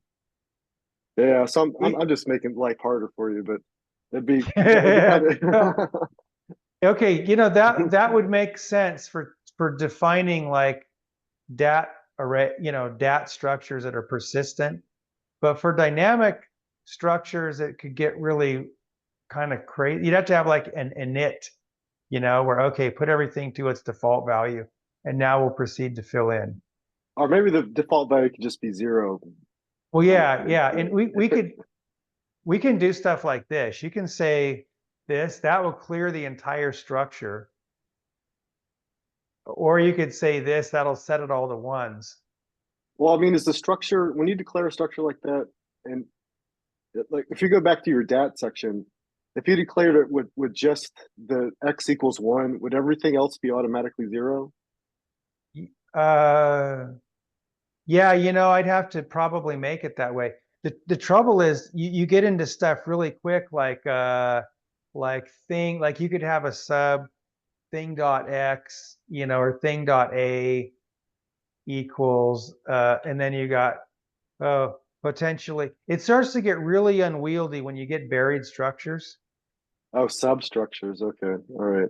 And so it's just like, I kept thinking about this, and it was just this Byzantine mess that was tying me up in knots. See, this way I kind of punted for now, right? Because none of this is allowed. All you have is just, you have a symbol and you have a name, and then you have to put on the pants and go, okay, I need a byte or word or a long next, without making any assumption. At first I had this thing kind of looking like a long, so you would default to long values out here, but then that's like, if you need byte, you have to keep typing byte every time. And I figured just make it agnostic. Just make it like, this is a placeholder. You got to put the data underneath it. So, but by only leaving it there right now, we could add this stuff in later, right? Because right now it expects to find end of line after the type declaration. Yeah, that's fine. Or the way you first showed it, where it was point, then 1, 2, 3. That's also kind of nice. But yeah, just having anything that works there is good. So yeah. Well, yeah. See, we could do the one and what it would do is it would kind of like traverse the whole structure thing and know, okay, we need a byte. Now we need a word. Now we need a long. Now we need 50 bytes. And you would just be able to. It would just take the data as it comes and put it into the appropriately sized words, and then create the structure that way. That would be not too bad. That wouldn't be too hard to do, and that would be fairly useful. But when you get into any complexity where you start to have substructures with fields, it's like, oh, what a nightmare. You really want to probably try to load them up at runtime.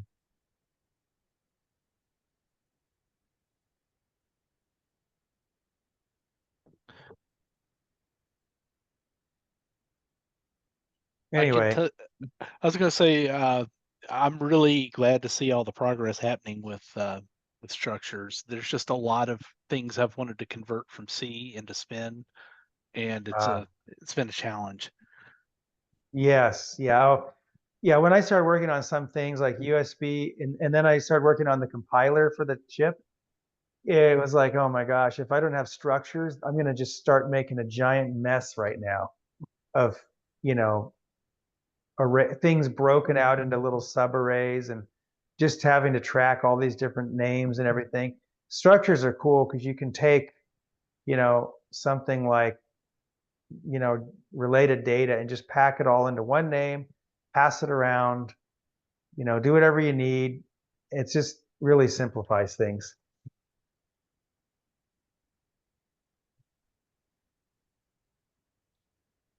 All right, so my goal is gonna be, I'll try to work out something for this part here. And I mean, right now it's just like this. That's what it expects. That's kind of like I'm not ruining it yet. I mean, I'm just saying, you know, you're going to have to take responsibility for what follows, but it will put a proper placeholder right here with a label. But it would be good, like if you're going to describe lots of points, to not have to go to separate lines all the time for their data. So the next, do you guys think if I just did a positional thing where I just like it knows the next size? You know, I mean, as a basic thing, if you leave the syntax open for something more complicated, then yeah, that's fine. That's the first idea. Okay, so that wouldn't be as foolproof as this. Yeah, but you right? can make But it this like is that like- later. Okay, we could add that later. Oh, right, because we're looking for equals. Okay, yeah, so maybe I'll just do a positional thing where it lets you just scan across and it'll gather the data, put it in the right word sizes and build the structure. And then it's kind of foolproof. You know you're getting a good structure. But it really wouldn't be practical. Oh, but here's the problem.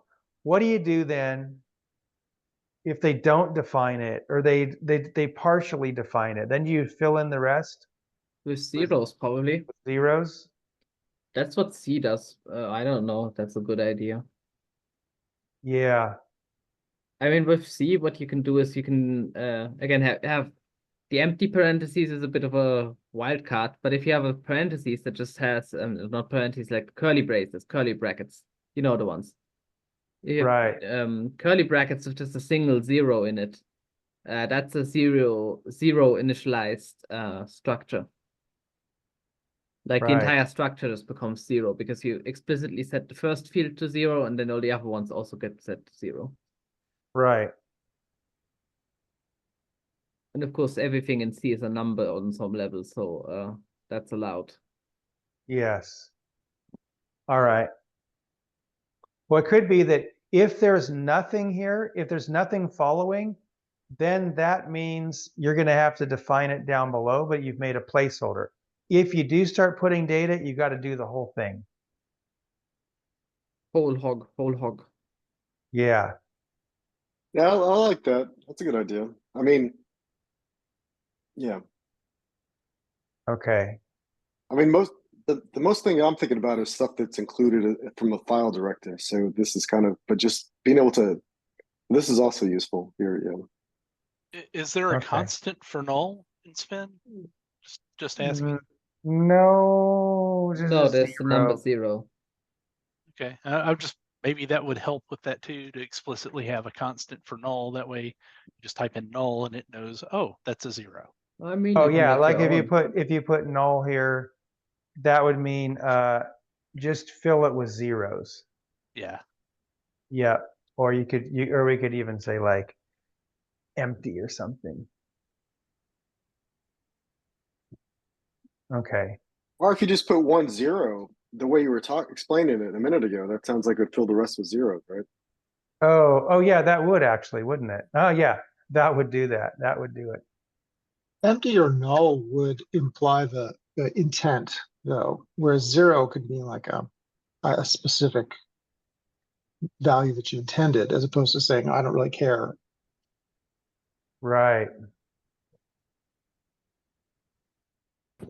Yeah. I don't know. Right now it's just this. You do it, just, that's not bad. I mean it's not going to hurt anybody. You could make each instance, if you put each instance in brackets, then I think it makes sense, right? Oh, not these brackets or like the other ones, you know, pick your poison. Of which exactly, and if you leave it empty, then it's zeros. oh, my so you question could go is like this. If you leave it empty, will it Yeah. just be zeros? Yeah. Oh yeah, okay, yeah, that would be a way to do it. Yeah. Oh yeah, that's cool. Then you could define multiple like short things on a one line. Yes. And if there's a nested structure, it gets another one of these inside. You just nest them. Yeah, that's where I started going crazy. I mean, conceptually it's simple. I'm not sure what the implementation entails. Well, actually, it's Like if just there was a recursive, third right? thing. That's not that hard. Just recursing into the different types. Right. Well, but then it gets crazy to look at when you come upon it later. Yeah, you kind of have to like, yeah, just don't do it if you don't want to see it later. Yeah. Is what I'd say to that. I'm not Yeah. entirely sure how you would avoid that sort of thing. You just either have it or you don't have it. Right. Either it's Well, I always mean, better even than with this have something like, simple mode here, you can just go. yeah, but that's extra nice because now if you I mean, that's real obvious, right? well, if it's different types in the structure, then it wouldn't be so nice because then you have to Oh yeah. type it off. Yeah. I mean, Yep.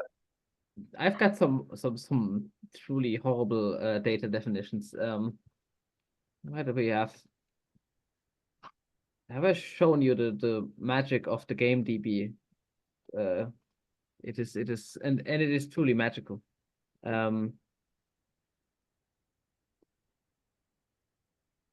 Because it's kind of like a very interesting structure. Robert, Oh no. Send me your message again and I'll take care of those motor driver boards. Yeah, I wonder, I guess another option that this looks like you're trying to define substructures, but I wonder if like before blah, you could define a substructure and then include it as a name instead of being in parentheses there. Oh, but that seems like it's more complicated. I know. This is like, yeah, I've gotten. I mean, in you this can a do few that if you times want a pointer, but if you're doing it nested into the structure, then it should be nested in the definition, right? Yeah, if let's say that we had a fourth part of the structure, right, that was a long, you could just say, you know, you could just do this. Yeah, you can do this. This is You could do amazing. overrides, you know, which will only last if you do another one. That's going to be a byte because it's going to go back to byte.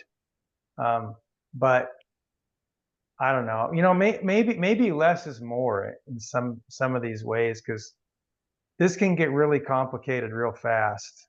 Yeah, I'd almost get to me personally. I'm not sure about the value of substructures, and maybe You mean like this? Maybe I just if a member of the structure could be a pointer to another structure, maybe that would be the way to get around that. I don't know. Yeah. Well, you could do all that stuff just with discrete declarations using byte, word, and long with overrides as needed. I mean, so substructures, you certainly want them. Like, say you have, I don't know, you have some sort of thing, right? It has like a position maybe, and the position is a point structure of an X, Y, and Z. But then it also has like a velocity, which is also X, Y, and Z. And if you had pointers, it would be horrible. No, just no. And you have to have nested in there, or you have to, because if you didn't, you'd have to have pos X, pos Y, pos Z, vel X, vel Y, vel Z variables, and then you couldn't use those as a point structure or as a vector structure somewhere else. But up above, he's got ibitmap sub address. So if it was a pointer, you drop in that address there. No, that because then you're wasting memory. That's not allowed. Well, no pointer.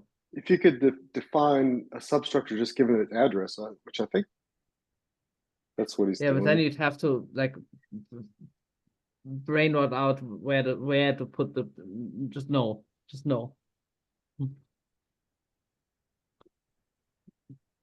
You could always do something like this too if you wanted to see, you know, a structure. Is that right?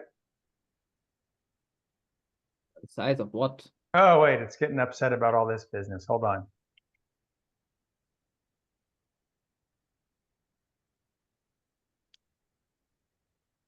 Wait a Yeah, minute. I guess you need like use cases for what people want to do, and the ones I know are, Yes. you know, wave format, bitmap headers. You know, Ada seems to have some other things. I don't know, but Yeah, IP packet structures. Right. Once structures get really complicated and nested in any language, it tends to get pretty messy. Yes. Yes. See, you could always, I mean, ultimately a structure breaks down to a string of bytes. Some of those might form words and long, but by doing this, you see that last line in the debug display? It's like, just show me the byte array, you know, starting at where the structure is and the size of the structure. It just dump all the bytes. And you can see that is the structure in its entirety. It's 4, 5, and 6. But that's how I think you're not going to be able to totally get away from thinking in these terms.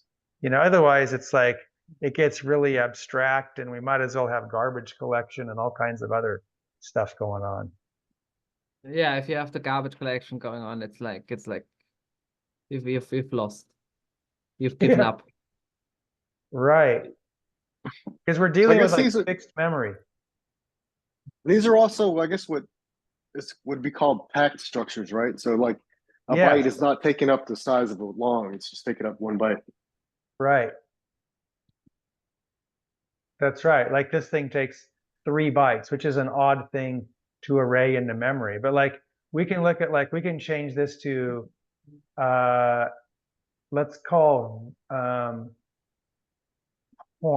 this thing, let's say this is an instant of points, which was 10 of these, right? So we could say, and that's V. This should show us like 30 bytes. Oh no, let's just comment that dude out there. So anyway, that's like an array of structures right there. It's like a 10 size array of 3 byte structure, which is uninitialized. But you could do like you could say just set them all, right? And then it would just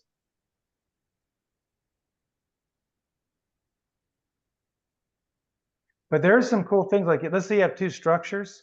Let's say you have V and W, you could do this. This is a new thing just for structures. It'll actually swap the contents of the structures. Just on a piecewise byte by byte basis, it'll swap the bytes in position.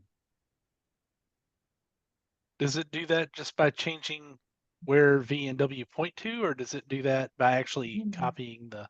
It's actually creating a thing called byte swap, where it's like, it's effectively doing this at V, comma, at W, comma, and it verifies that they are the same size. Right. So this is what it's, that's the equivalent. Nice. And you can also do, there's a thing called byte compare. So you could say like if, and it'll do a whole, it'll do a whole like check. You know, it'll check the 2 things. You can also do this. And let me see, was there anything else that you could do? Let's see, you can clear, you can assign, and you can, yeah, that's it. So there's some operators that are useful for doing structure things that don't involve like special keywords.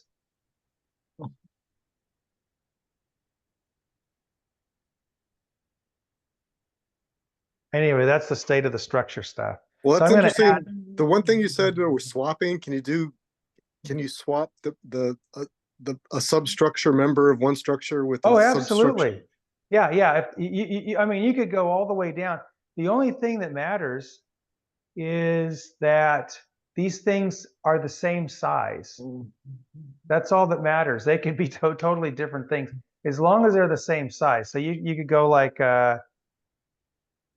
you could say like these, you know, the fourth one dot this some certain field 3 dot name, and name might be like a string of 50 characters. And as long as you had something equivalent over on this side, it would go all the way in and find that and just do the swap on that, on those data. Okay, so you don't need the typecast or anything. It just goes by the size.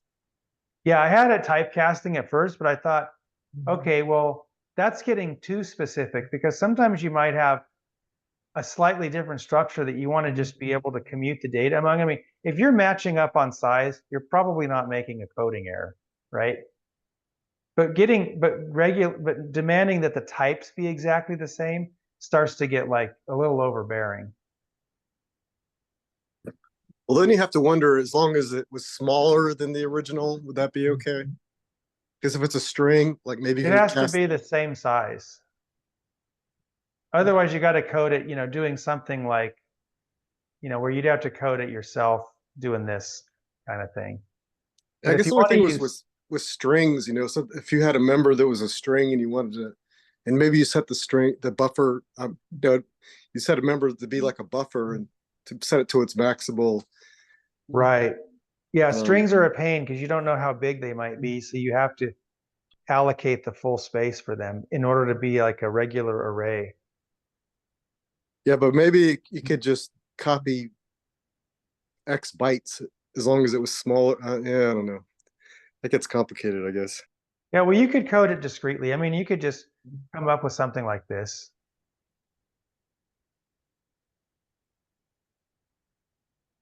Well, I guess the size up can help you there because then you just make it. You could use the size up to make it the size it needs to be. Right. Right. Yeah, there's lots of stuff you could do like that. But anyway, there's byte swap, word swap, long swap, and then there's byte compare, word compare, long compare. Those are kind of new things that came out in 44, but they're nice for being able to like deal with arrays, you know, and do comparison ops or swap the data or assign one to another would just be like move byte, move word, move long. And then there's fill.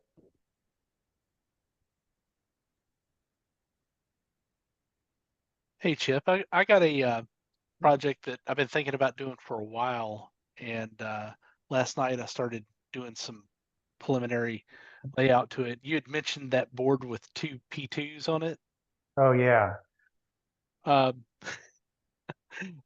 me share my screen and I'll show you what I started on last night. Yeah. How do I get out of this thing? Oh, here we go. Stop share. There we go. And let's see. See if it'll let me do this. Can you see that? Oh, you were thinking of this, or did you just put this together? I just put this together last night. You know, just trying to learn how to, you know, do a layout that would be an edge type thing, and so it's the P1X2 edge. It has 2 P1s on it. Yes. Yeah, Michael and I were talking. We figured that we'd have to make it a little bigger because that'd be too much heat to dissipate on that size of a card. Yeah, yeah. But yeah, you could. I mean, if there was some advantage to using 4 P2s, we could do that too.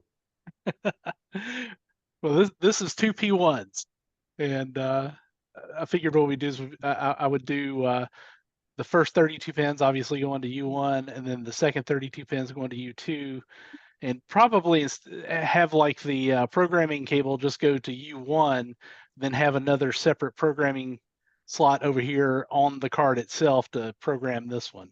Oh yeah, or what we were going to do, remember, you just need to grab a hold of the reset line and P63 and P62, RX and TX. So with 3 pins from the first one, you could reset that guy and just load a whole data file, like a precompiled image that you want him to execute. Just load it right into him. Oh, that'd be fun. Yeah, it would be really trivial to do, just serial. Yeah. Anyways, you were talking about that. I'm like, hey, I happen to be working on something similar to that. Yeah, yeah. Make it bigger though for heat reasons. These are P1s, Well, I mean, remember. Is there a lot of heat? I don't recall a lot of heat being on the P1s, but I haven't. Most of the ones I've been. Oh well, oh, that was a P1 board. Yeah. Oh yeah, no, the P1 doesn't get that hot. You're fine. Yeah. The P2 would get hot running fast. Yeah, that's just for so you can do P1 projects using all of your edge accessories and everything. I see. Interesting. Yeah, you wouldn't have a heat problem. Anyways, you'd mentioned that earlier, and I thought I'd share that real quick. Yeah, it's funny.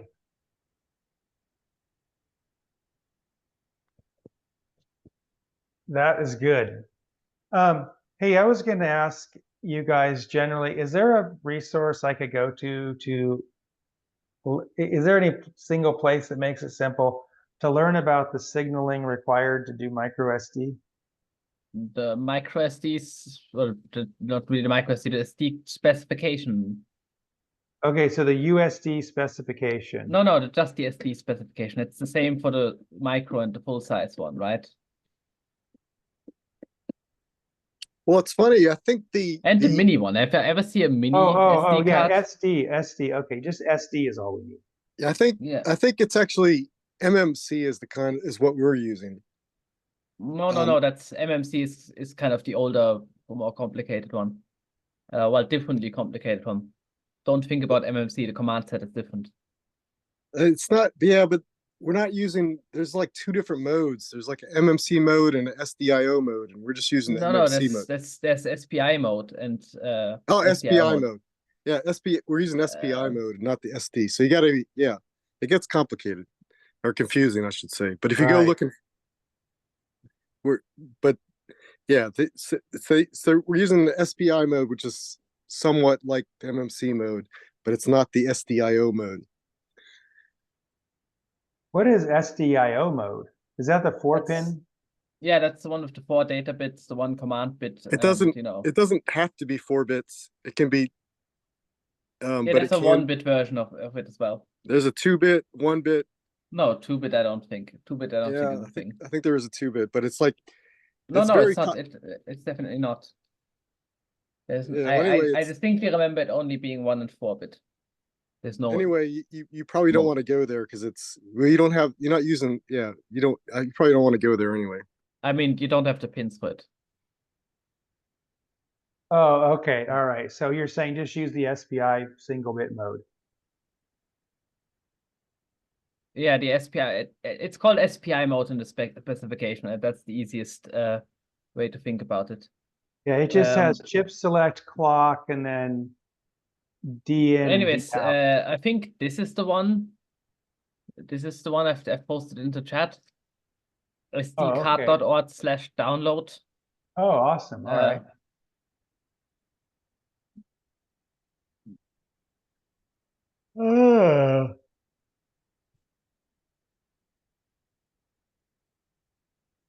Now, is this stuff still proprietary, like the 4-pin mode? It's vague. The sort of thing. It's vague. No one really knows. I guess it's with the micro SDs, it's fine as long as you don't call it micro SD. You have to call it trans flash. That's what's on all the Chinese boxes. They say TF card. Yeah, it always says TF card, which is the same as a micro SD card. But oh yeah, TF. Yeah. Oh, that's why they use the term TF. Okay, they're trying to get around all this trademark stuff. Which is a great trademark. You may notice that that the SD logo has like stripes on it, as if it was like on the D, as if it was some sort of optical disc. That's because that's because one of the companies that was working on this had a previous project called Super Disc, and they just reused the logo. Oh, I see. Like they canceled the Super Discs, but they had this cool logo design that they probably paid for. So they just reused it for something where it doesn't make any sense. I mean, it would be cool if there was a little spinning disc inside the SD card. I mean, they did make CF card shaped hard drives, so it's not too far off, you know? Right. I mean, compact flash is really just IDE, like the actual hard drive interface. So the only weirdness that I've seen is the, you know, what the block driver structure is kind of just very basic, but what's kind of gets sometimes unique is the initialization sequence, and the one I was using, it was had a kind of a unique initialization sequence, but you know, personally doing it over again, I'd probably just copy what FATFS does, because that's kind of like the gold standard. Which is the gold standard? It's called FAT, FATFS. Okay, FAT, FAT-FS. No, there's no dash, just FATFS. Okay, FATFS. Yeah, that's kind of what almost every microcontroller uses. Okay. Okay, good to know.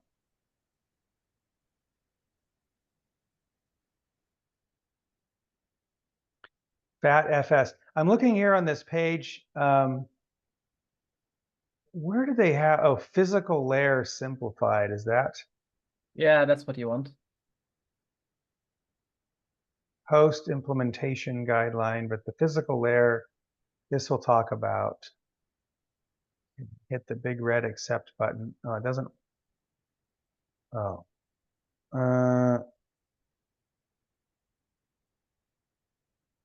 Let's see. Does it make you take cookies? Is that the idea? I can download it for you, then you don't have to click it. Oh, I don't care. I'll just say it won't let me hit. No, actually, maybe you get into legal trouble because of whatever they put in there. But now I have agreed, and now I'm sending it to you. They can't get me because I'm too fast. I'm the fastest thing alive. You're the gingerbread man. What that? Okay, accept button is full accept. Recognize. So we use all cookies to recognize. We use cookies to recognize you're accepting. Please change your cookie setting. Oh, I didn't have the right cookie setting. Yeah, maybe I'll just wait for, if you can send it to me, Ada, that'd be great. Yeah, let's put it on Mega. That's the best file hosting site because that's where all the pirated content lives. Yes. Okay. All right. Well, that's kind of the next thing after I get the structure stuff done. I need to do this micro SD thing. Load quicker. No, I don't want a pro plan. I just want to drag a file in.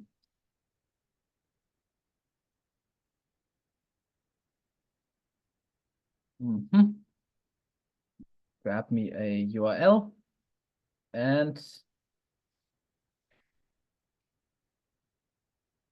off we go. You know what random brain pickings I've been having?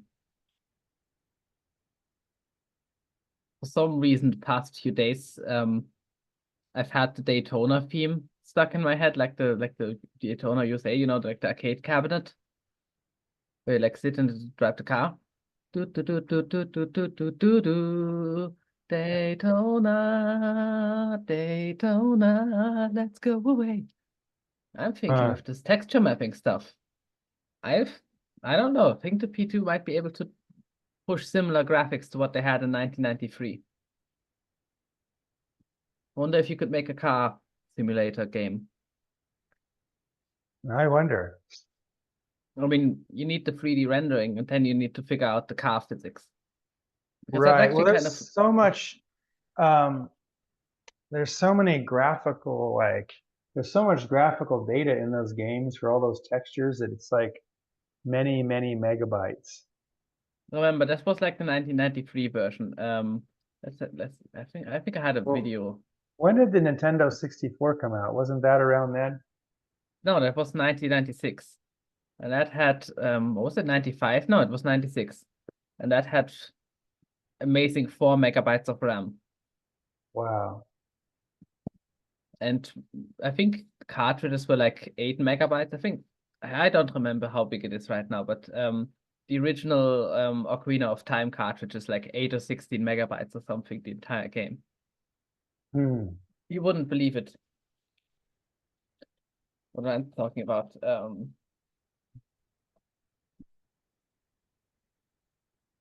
Can you give me what I'm...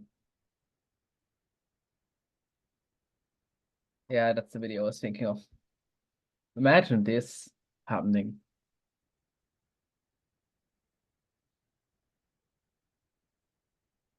Because we don't get the funny cabinet, we just get a board. So FATFS is pretty much the file system. The file system, yeah, that's the implementation. That's a good one. It can do FAT32 with optionally VFAT long file names. It can do exFAT if you enable it. It can handle all the like character set brain rot for you. So would we want to enable exFAT? Probably not, right? You can, in FlexSpin it's disabled by default, but you can like do a command line or export def define to enable it if you really wanted to. Man, you know what would have made this card business so much easier? What if they just had it so you basically give it what are like DOS commands? Remember like AT modem commands? Yeah, that would make it easier. I think the reason they don't do it, like they have the resources to do that on the card controller, surely. But I think the reason they don't do that is because the like Windows or whatever is not built for that. Windows wants a block device. Windows gets a block device. Yeah. Oh, I mean, a lot of very interesting decisions happen because, okay, that's how it works in Windows. And if you do something else, you'd have to like get Microsoft to do something. And that's probably impossible. Right. So FATFS, a lot of these. Wait, Ray, you're cutting out. Say that again.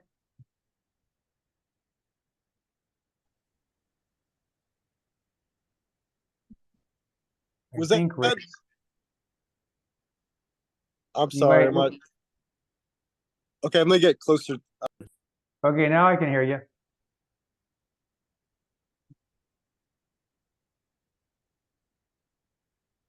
I was just gonna say that on a different sort of related subject, is comparative something that's in Spin 2 now?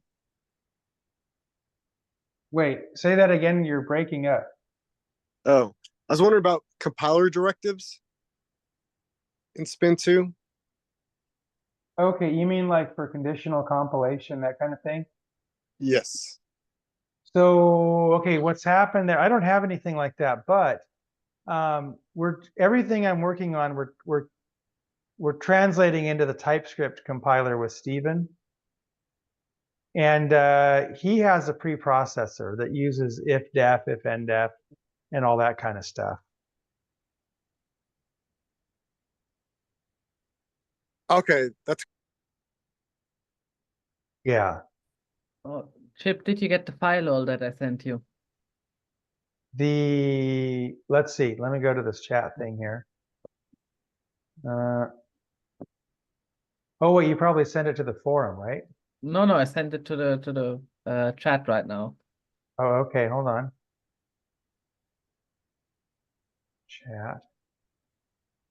Chat, Okay. is this real? I just see. Oh, there's the file. Oh, okay. I thought that was something else. All right. Mega. Right. Okay. So let's see here.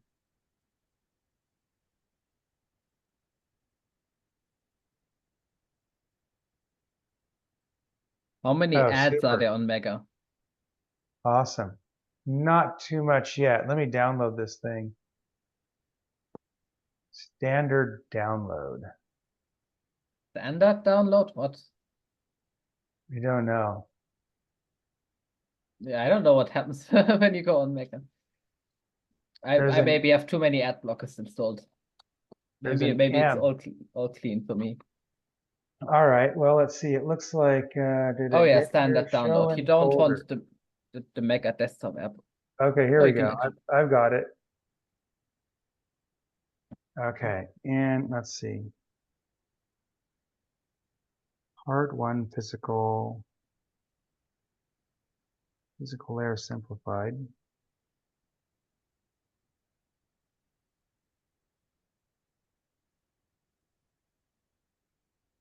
Specification.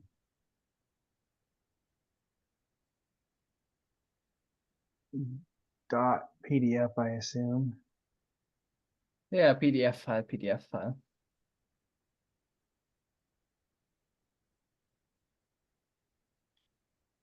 Okay. So let's see here. Open. Yeah, honestly, the SD specification document will just make your head spin. I mean, it's oh, I know. it's so much easier just to see what other people are doing in their code. And I mean, that's always important. That's always important, but it's good to know what it's supposed to be. Anyways, the section you're interested in is the SPI bus protocol one. That's the first one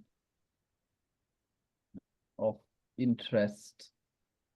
But that doesn't tell you about commands. That just tells you about what the bus protocol is supposed to look like. Yeah, there's just you got to do this initialization thing. That's the thing you got to get right, or it won't talk to you. You have to tell it what voltage you're using and stuff like that. Oh yeah. I mean, there's a nice flowchart to tell you how to do it. You apparently have to send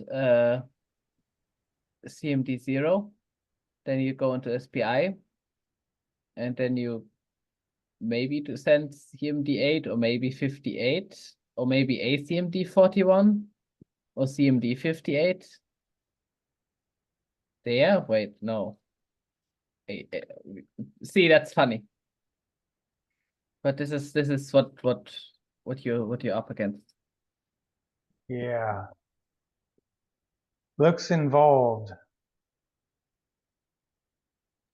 Yeah, I mean, this has a lot of stuff that's just not pertinent. Like, oh man, you've got SD Express.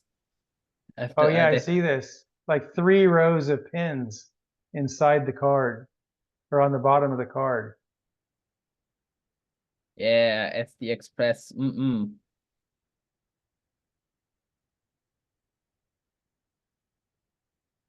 All right, well, I'll kind of, yeah, this reminds me of the USB document. It's slightly better than USB, I think. Yeah, I tried to figure out that document and I just gave up. I just said I just do what other people do. And the less is said about the HDMI documentation, the better probably. I mean, I mean, it has some sort of astrology chart in it, and that's always, I think that's what you want in your documentation. Is some sort of thing that makes you think it's like the tree of life or something. But it's actually trying to tell you about something. Yeah. Hard to tell, right? That's the point. You've got specification 1.4. I think there was one under signaling and encoding that was very interesting. Yeah, and it's funny, what they call the simplified specification is like just crazy complex. And they should have an actual simplified specification, but they don't. Yeah. Right. So anyways, this is the one that I was thinking about that looks like some sort of I don't know, some sort of chakra chart or something. That's from the HDMI documentation. Yeah, that's some sort of, yeah. Uh-huh. Yeah, HDMI audio is worse for sure. Also, like there's an even better one, which is this one. What does this tell me? What is syndrome? This is everything it says about error correction, by the way. You're just supposed to figure it out from this graph. Oh man. Yeah, those are just delay stages and then XORs maybe. Yeah, it's the CRC. It's just CRC. Yeah. Oh, gee. So you say you need 32 blank lines to convey the audio? No, you need 32 blank pixels. Oh, okay. 32 blank pixels. Yeah, you need them between the scan lines, and it needs to Okay. be it needs to be, well, technically it needs to be more than 32. The total overall thing that it needs to be is like 34, 36, 36 plus 8. So there's like 4 components to this. First, you need at least 8 regular blank. Now, actually, you need another 2. So it's actually 46 that you end up with. So the first thing that needs to be, no, you need even more. You need even more. So I think you always need at least 8 blanking pixels between any sort of data item.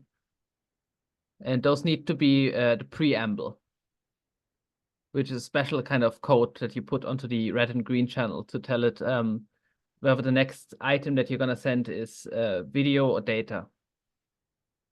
And that needs to be at least 8 pixels. Then in front of the video or the data, you need a guard band, which is 2 pixels wide. Mm-hmm. Then the actual data packet is 32 pixels long. You might send multiple at once. So you might have 64 or 96 pixels to send multiple packets. And then at the end of the data, but not at the end of the video, only at the end of a data island, you also have a guard band. I think they explained this somewhere in here. I see. Yeah, this is what. Yeah, exactly. That's what we needed. So right, you have your normal blanking encoding, right? Right. And then for at least 8 pixels in front of here, and you need to send the preamble, the data preamble, on the other 2 channels. Then you get this leading guard band, which is too wide. You see it at the bottom, that's too wide. Then you get your 32 pixel of packet. Then you might have another 32 pixels of packet, which you could possibly get away with 1 packet per scan line, but it might get a bit hairy. Because you need to send 2 types of packets, which is the actual sample packets and the clock packets that it needs to get these. It needs a clock for taking the samples out of the packets, because they need to be equally spaced in time, right? But you're all packeting them up. So you need the clock packets to tell it when they're supposed to come out. Basically, it's kind of complicated. And then you've got your trailing guard band, which is also 2 pixels wide. And then you're back into normal blanking. But then you need the preamble for the video. Then you need the leading guard band for the video, and then you can send the video. Wow.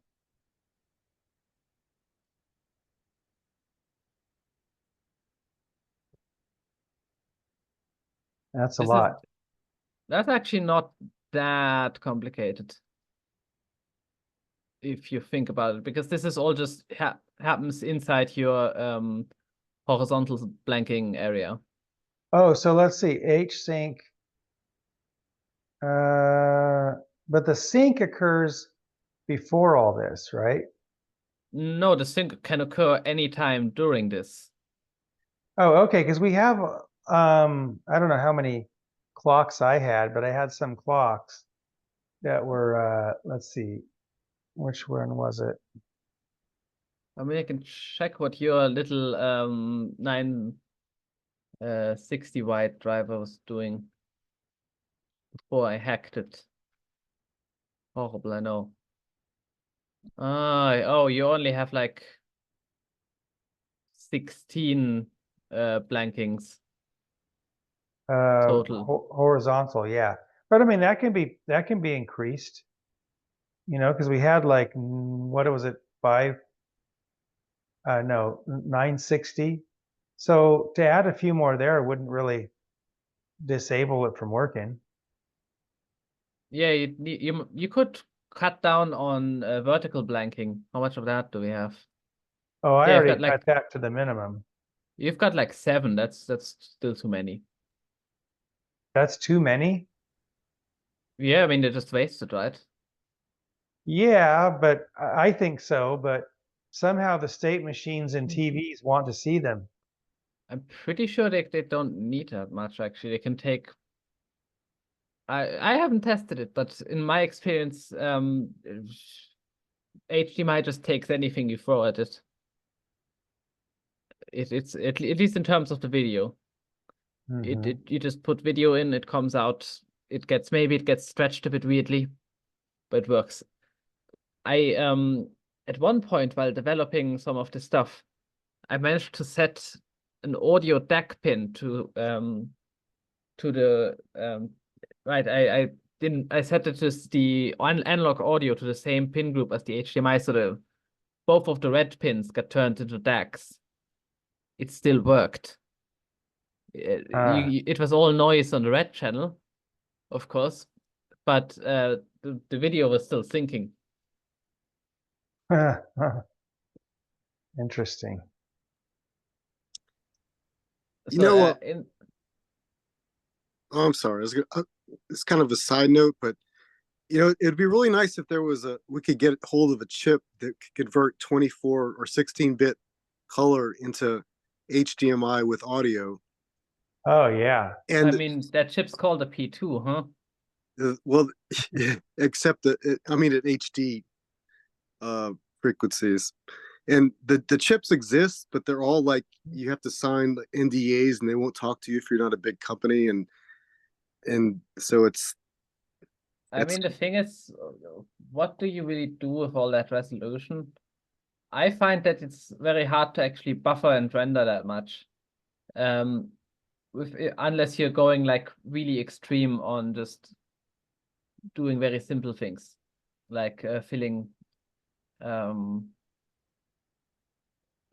solid shapes, like in Spin Hexagon. That goes up to 1920 by 1200 on the VGA output. Yeah, I mean, there's like, you know, you can use the PS RAM to output high resolution video. And yeah, but even that doesn't. That kind of gets into a bottleneck where it can't fetch the video as quickly as it's being output. And if you sort of saturate most of the PS1 bandwidth, you can't really render much into it. Like it will, yeah, it gets very slow updating it.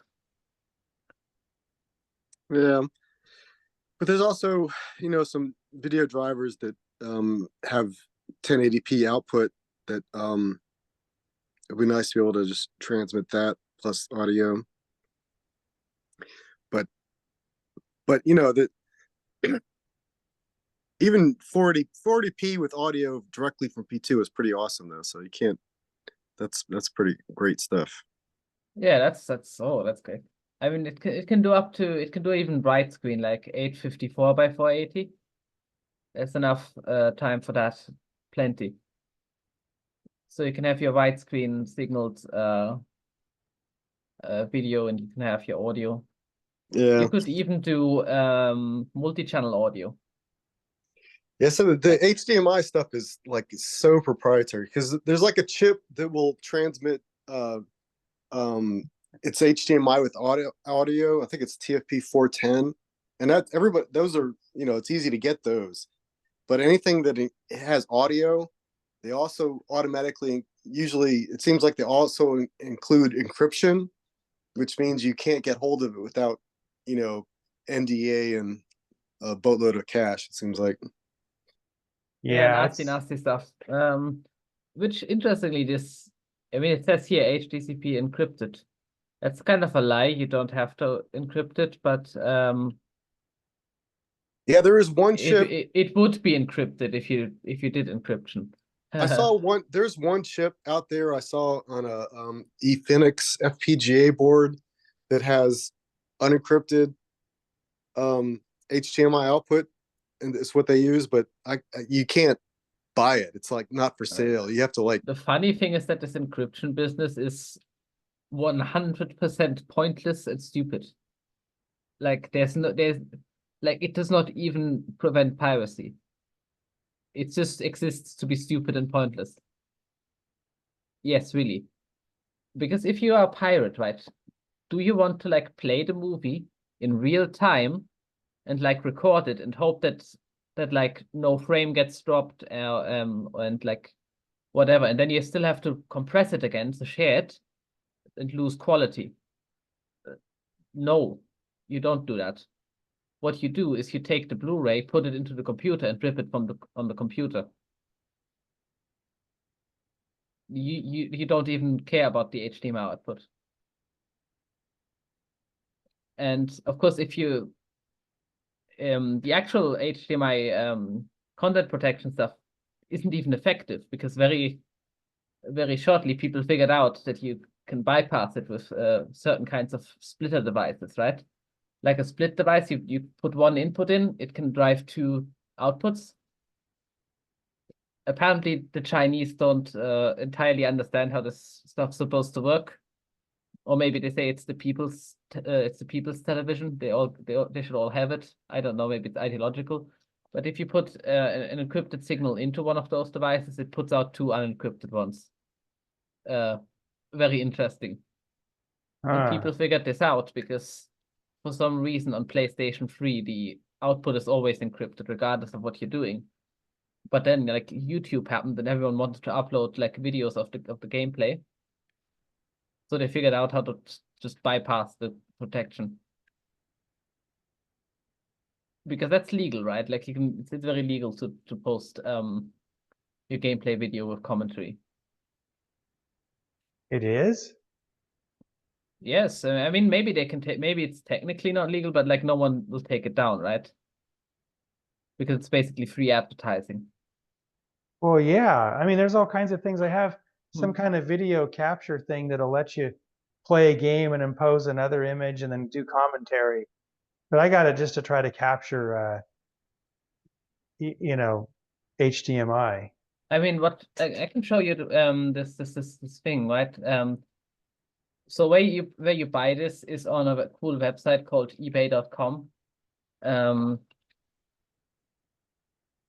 So let's visit such a website. ebay.com. You type in, if the fucking Zoom capture thing doesn't go on the way, you type in there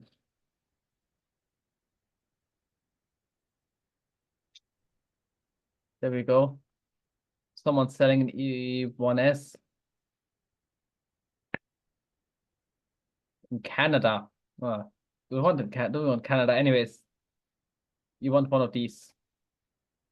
On Windows, they don't even have weird bugs, I think. And what these have is this DVI connector. Now you can get an adapter from this to VGA, and you can get an adapter from this to HDMI. And it will do both of them. Like it can do either analog or digital, even though it's an analog device chip.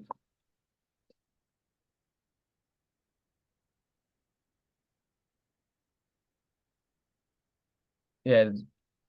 Oh, someone's selling an E2S for too much money from China.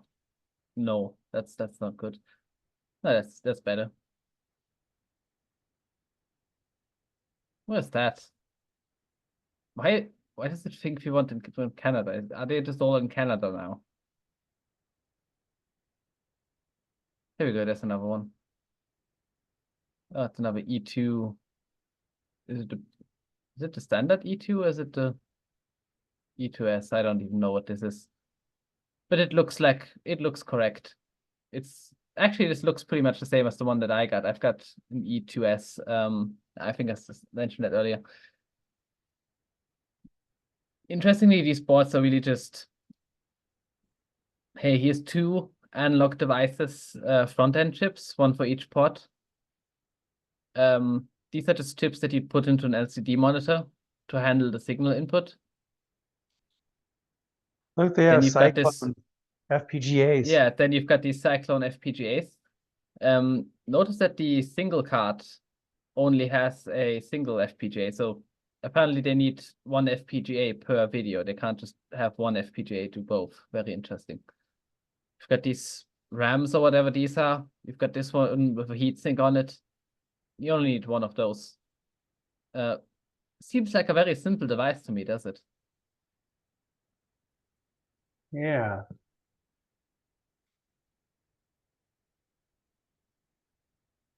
This is very good for P2 stuff because it can do you can put the crazy high resolutions into it from VGA. Also, it will take just about any bizarre format that you throw at it. Like ultra low resolution 15 kilohertz stuff, yes. Synchron green, yes. All the things. Yeah. And again, on Linux the driver is slightly buggy, which is annoying, but on Windows it's a lot better. And considering that it probably did work at some point, maybe it's just some sort of thing, like maybe it works on an Intel motherboard. I have AMD, maybe AMD is uncommon and weird. Well, it used to be uncommon and weird. I think it's more common now. I think there's more AMD now. Because they made the Zen microarchitecture and that was like good or something. I would know, I have one. It's good processor. It can run application. And it can that's run good that it'll do any format. I think this little one I got here, let's see.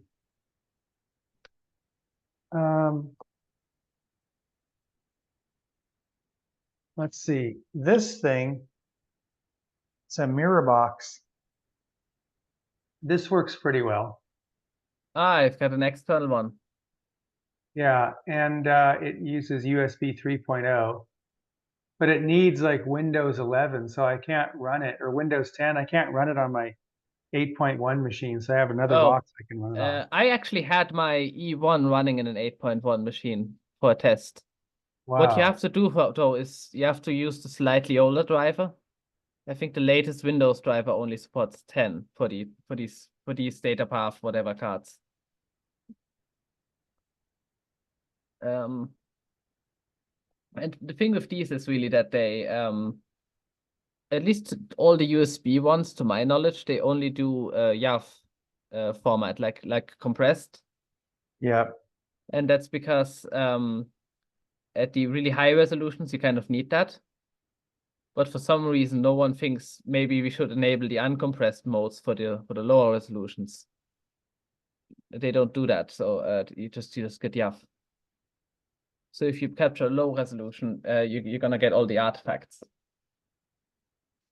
Whereas this thing goes straight into your PCI bus, and I've had it with the Nintendo Switch. That can capture 1920 by 1080 just into a window on your computer, and it looks perfect. Nice. And you can do it on the VGA input. And actually I can show the little interface that I've got for this. It's a third-party application, but it's pertinent. New share. So that's what this looks like. You can go to video presets. Now this is with a DVI input enabled with a digital one. You can see that there's only 2 sliders, which should be left at exactly this position. Otherwise, the pixels aren't one-to-one. So this, if you're at the neutral position, then the pixels are a bit exact. But if the picture's like too dark or something, you can adjust them. If I find myself a VGA source of some kind, where can I find a VGA source? Oh, simple, just unplug this and plug it back in. This will work it.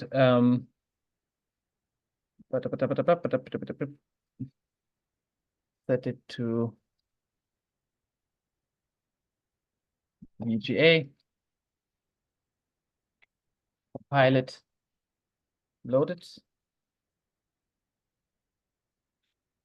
Now we have to set it to the channel where the VGA cable is connected. And that's all the settings you get now. Note the very precise horizontal size, position, and phase adjustment. So if you've got your high resolution signal, you can dial those in perfectly and it will capture the pixels one by one. Wow. Even though it's analog. And you can also set the brightness and contrast for each channel individually. So if there's like a tint to the picture because card is old and crappy, you can correct it with that. And you can also, if you go into this here, you can also set it to YAF mode. Now YAF mode is basically, it can capture synchron green, right? Well, what's synchron green is kind of the same as component video, if you think about it. Right, Just with it YAF. is, yeah.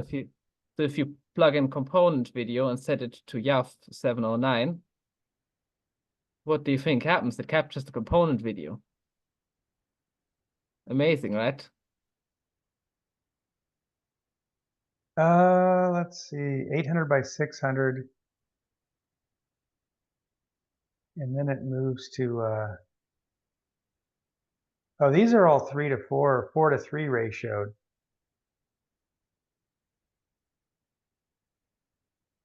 So those are all 4:3.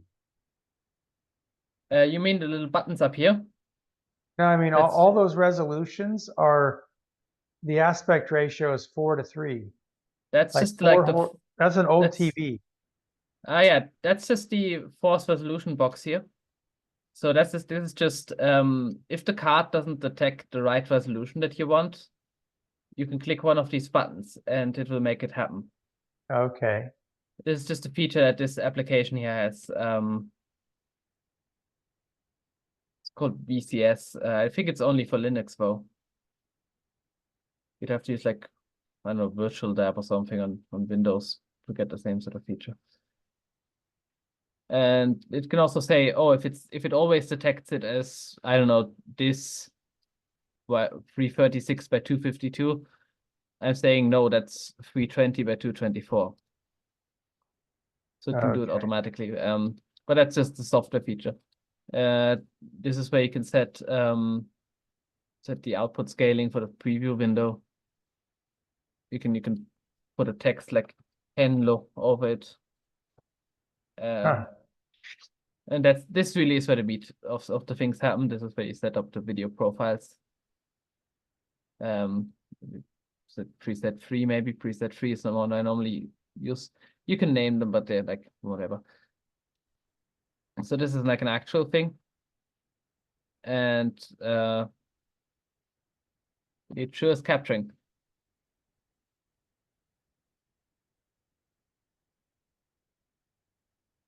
And you know, it's capturing the 3000 sprite demo again, just because that's the spice of life, really. Oh yeah.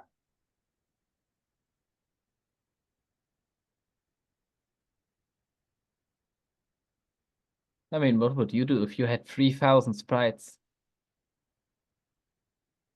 I don't know. Yeah. Mesmerizing demo that is.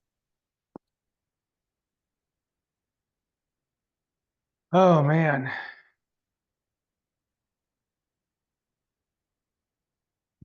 I should get going soon. I got some things I got to do before it gets dark here. Yeah. Is there anything else we should talk about?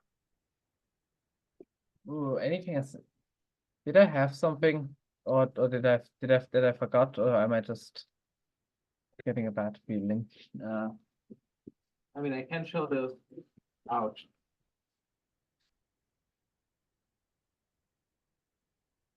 What do you have?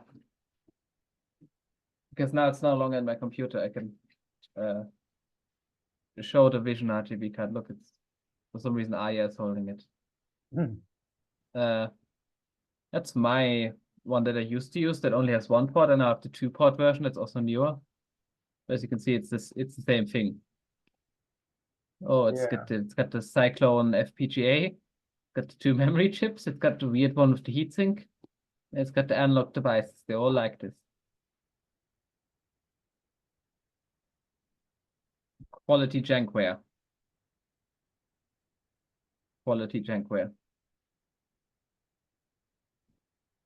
It's funny, not many people are probably using that card anymore, but it's high value. I think they still sell them for like too much money. That's why I showed you on eBay. If you went and give me the browser window again. Actually, don't give me the browser window because it will leak whatever I'm doing in my thing. Okay, this is the first result to buy one that pops up. Unverbindliche Preisempfehlung 1.851 Euro. 1.851. Oh, zuzüglich 19% Mehrwertsteuer. Wow. Yeah, that's the real guys. So that's the newly manufactured one? Yeah, that's what they're brand new. But eBay sells them for somewhere between 100 and around 100. Like 10% the price. Yeah, they don't keep their value, I guess.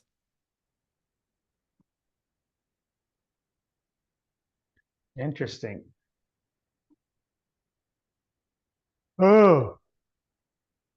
And that's how you know that's the real scummy online shops. It's the are the ones that don't include the tax into the price. Like you think, oh, what a bargain, and then you go to checkout, and then they add the tax onto it. Oh yeah. That's how you know it's good.